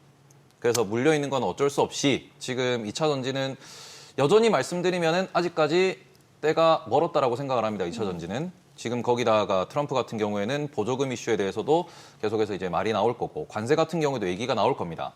그러면 LG엔솔의 이번 실적을 보셨다시피 지금 미국에서 보조금이 안 나온다 그러면은 국내 기업들의 적자 규모는 더 커질 것이고요. 그럼 리튬 같은 경우에도 여전히 가격이 반등을 하지 못하고 있습니다. 네. 그리고는 최근에 리튬에 대해서 보고서가 나왔는데 지금 아프리카 쪽에는 쉬고 있는 리튬 광산이 상당히 많다라고 이야기가 나오고 있어요. 예. 그러면 리튬 가격은 결국에는 이제 수요가 늘어남에 따라서 공급이 거기를 못 따라가야 가격이 올라가는데 지금은 여전히 공급하기 위해서 대기하고 있는 광산들이 많다라는 점에서는 수요가 웬만치 늘어도 이게 리튬 가격의 상승으로는 연결이 안 될 겁니다. 그러면 원자재 가격 같은 경우는 원자재 주식들은 이제 원자재 가격이 올라야 주가가 반응이 좋거든요. 네네. 그런데 지금 상황에서는 그런 것도 좀 어려운 상황이니까 그 2차 전지가 우리가 뭐 전기차가 더 늘어난다고 하더라도 그 늘어나는 비중의 대부분을 또 중국에서 차지하고 있기 때문에 이런 부분을 놓고 보시면은 2차 전지 업종은 지금 제가 이렇게 표현하거든요. 벌어서 자르셔라. 다른 데서 벌어서 점점 자르시면서 본인이 뭔가 매수 매도에 좀 더 자신감이 있고 그리고는 내가 투자를 해서 돈을 벌 수 있다라는 그러한 이 경험치와 능력이 쌓여가지고 자연스럽게 나오는 그러한 자신감이 붙었을 때 슬슬 비중을 줄이시는 게 맞지 않을까. 그리고는 그때 결단을 하셔도 그때 하셔야지 지금 그쵸. 짜증나서 매도하시면은 결국에는 그걸 반복하게 됩니다. 그래서 그 부분은 조금 조심하셨으면 좋겠다라고 말씀드리고 싶습니다. 주로 장기 투자하세요? 단기 투자하세요? 저는 스윙 투자를 주로 하는 편이죠. 스윙 투자. 네. 그러니까 뭔가 좀 중장기적으로 좀 미래에 대한 불확실성이란 변수를 좀 줄이려는 거죠. 그런 부분에서 그쵸. 제가 예. 엔비디아 같은 경우도 예. 최근에 이제 130불 근처에서 매수했다가 이번에 150불에서 팔고 그런 이런 걸 식으로. 하는데 예. 이제 스윙 투자 같은 경우에는 뭔가 이제 바텀과 이게 약간의 한 15%, 15% 정도의 그런 딱 요 박스만 보고 들어가는 거다 보니까 아무래도 차트를 봤을 때 보여주니까. 예. 그런 부분에서 제가 지금 투자하는 거는 변압기, 그리고는 HBM, 그다음에 AI 이런 쪽으로만 투자를 하고 있거든요. 미국 쪽이 아니고 우리나라 둘 다요. 둘 다 양쪽에서. 네, TSMC 같은 경우도 그렇고 하이닉스 같은 경우도 그렇고. 근데 그렇게 투자하는 이유는 뭐냐 그러면은 앞서서도 말씀드렸지만 국내도 마찬가지고 미국도 마찬가지고 지금은 투자자들이 많이 똑똑해진 상태입니다. 네네. 그러니까 보고서도 많이 보시고 그렇죠. 그리고는 이게 좀 전 세계적으로 흘러가는 부분에 있어가지고 공통된 사항이 대부분 이제 똑같이 흘러가다 보니까 그런 부분에서는 지금 사람들이 정말로 이쪽에서 투자를 했을 때 내가 가치를 얻을 수 있겠다 싶은 부분에 투자금이 많이 몰리고 있다는 점. 그래서 그런 부분에서는 섹터를 잘 고르셔서 조금 투자를 깊이 있게 하시는 게 좋지 않을까 이렇게 생각하고 있습니다. 우리 예. 이브 형은 혹시 뭐 어느 쪽에 물려 있어요? 뭐 다 벌지는 못할 거 아니에요. 국내는 제가 편의점에 물려 있죠. 편의점? 편의점에 물려 있고. 네. 왜냐하면 제가 경기 침체가 오면은 아무래도 지금 국내 경기가 안 좋으니까 예. 그러면은 편의점에 좀 매출이 늘어나지 않을까라고 생각을 해서 이제 배당률 3% 정도를 보고 들어갔는데 네. 안 올라오더라고요. 안 올라와요? 네. 요즘 편의점 가는 게 아니라 다 온라인으로 주문하지 않아요? 그래도 편의점에서 뭐 도시락 같은 거나 이런 그렇게. 것도 많이 먹기 때문에 근데 재미가 없습니다. 네. 그 편의점에서 라면 끓여 먹으면 괜찮은데. 제가 일부러 가서 제가 더 끓여 먹죠. 그러니까 그 계란 딱 넣어서 하면은. 그럼 지금 이제 관심 있게 보는 게 앞서 뭐 전력하고 그다음에 또 어느 쪽이라고 하셨죠? 변압기? 네. 변압기 같은 경우는 이번에 지금 오늘 같은 경우도 약간씩 움직임이 있는데 지금 미국에서는 일단 뭐 화재 사건에 의해 가지고도 전력 인프라 얘기도 나오고 있지만 예. 챗GPT가 또 이야기한 부분이 있습니다. 네. 본인들이 전력 사용량이 너무 많기 때문에 네. 오히려 본인들이 이제 AI를 돌리면 돌릴수록 손해를 보고 있다라고 이야기가 나왔습니다. 네. 그런데 이런 부분에서 결국에는 우리가 AI 다음은 또 로봇까지도 생각을 해야 됩니다. 네. 전기차에 AI에 로봇까지 생각한다 그러면은 모두가 전기로 인해서 뭔가 돌아가는 산업들이거든요. 네. 그렇게 되면 기본적으로 발전이 많아져야 되고요. 그리고는 그거에 대해서 송배전, 말 그대로 전력 인프라가 늘어나야 되기 때문에 이런 부분은 우리가 앞으로도 꽤 오랜 시간 동안 관심을 가져야 된다라고 생각하고 있습니다. 네, 알겠습니다. 오늘 내용 잘 들었습니다. 네, 고맙습니다. 고맙습니다. 네, 오늘 양시장 지금 보니까 뭐 코스피, 코스닥 지금 코스피가 조금 낙폭이 좀 커지고 있는 상황인데 그래도 코스닥은 약보합으로 좀 어느 정도 견적이 좀 버텨주는 상황이네요. 네. 이렇게 또 뭐 차트로 들여다보면 또 지금 장이 또 납득이 됩니다. 코스피는 나름 이렇게 좀 두께가 있는 구름 안에 갇혀버렸네요. 네.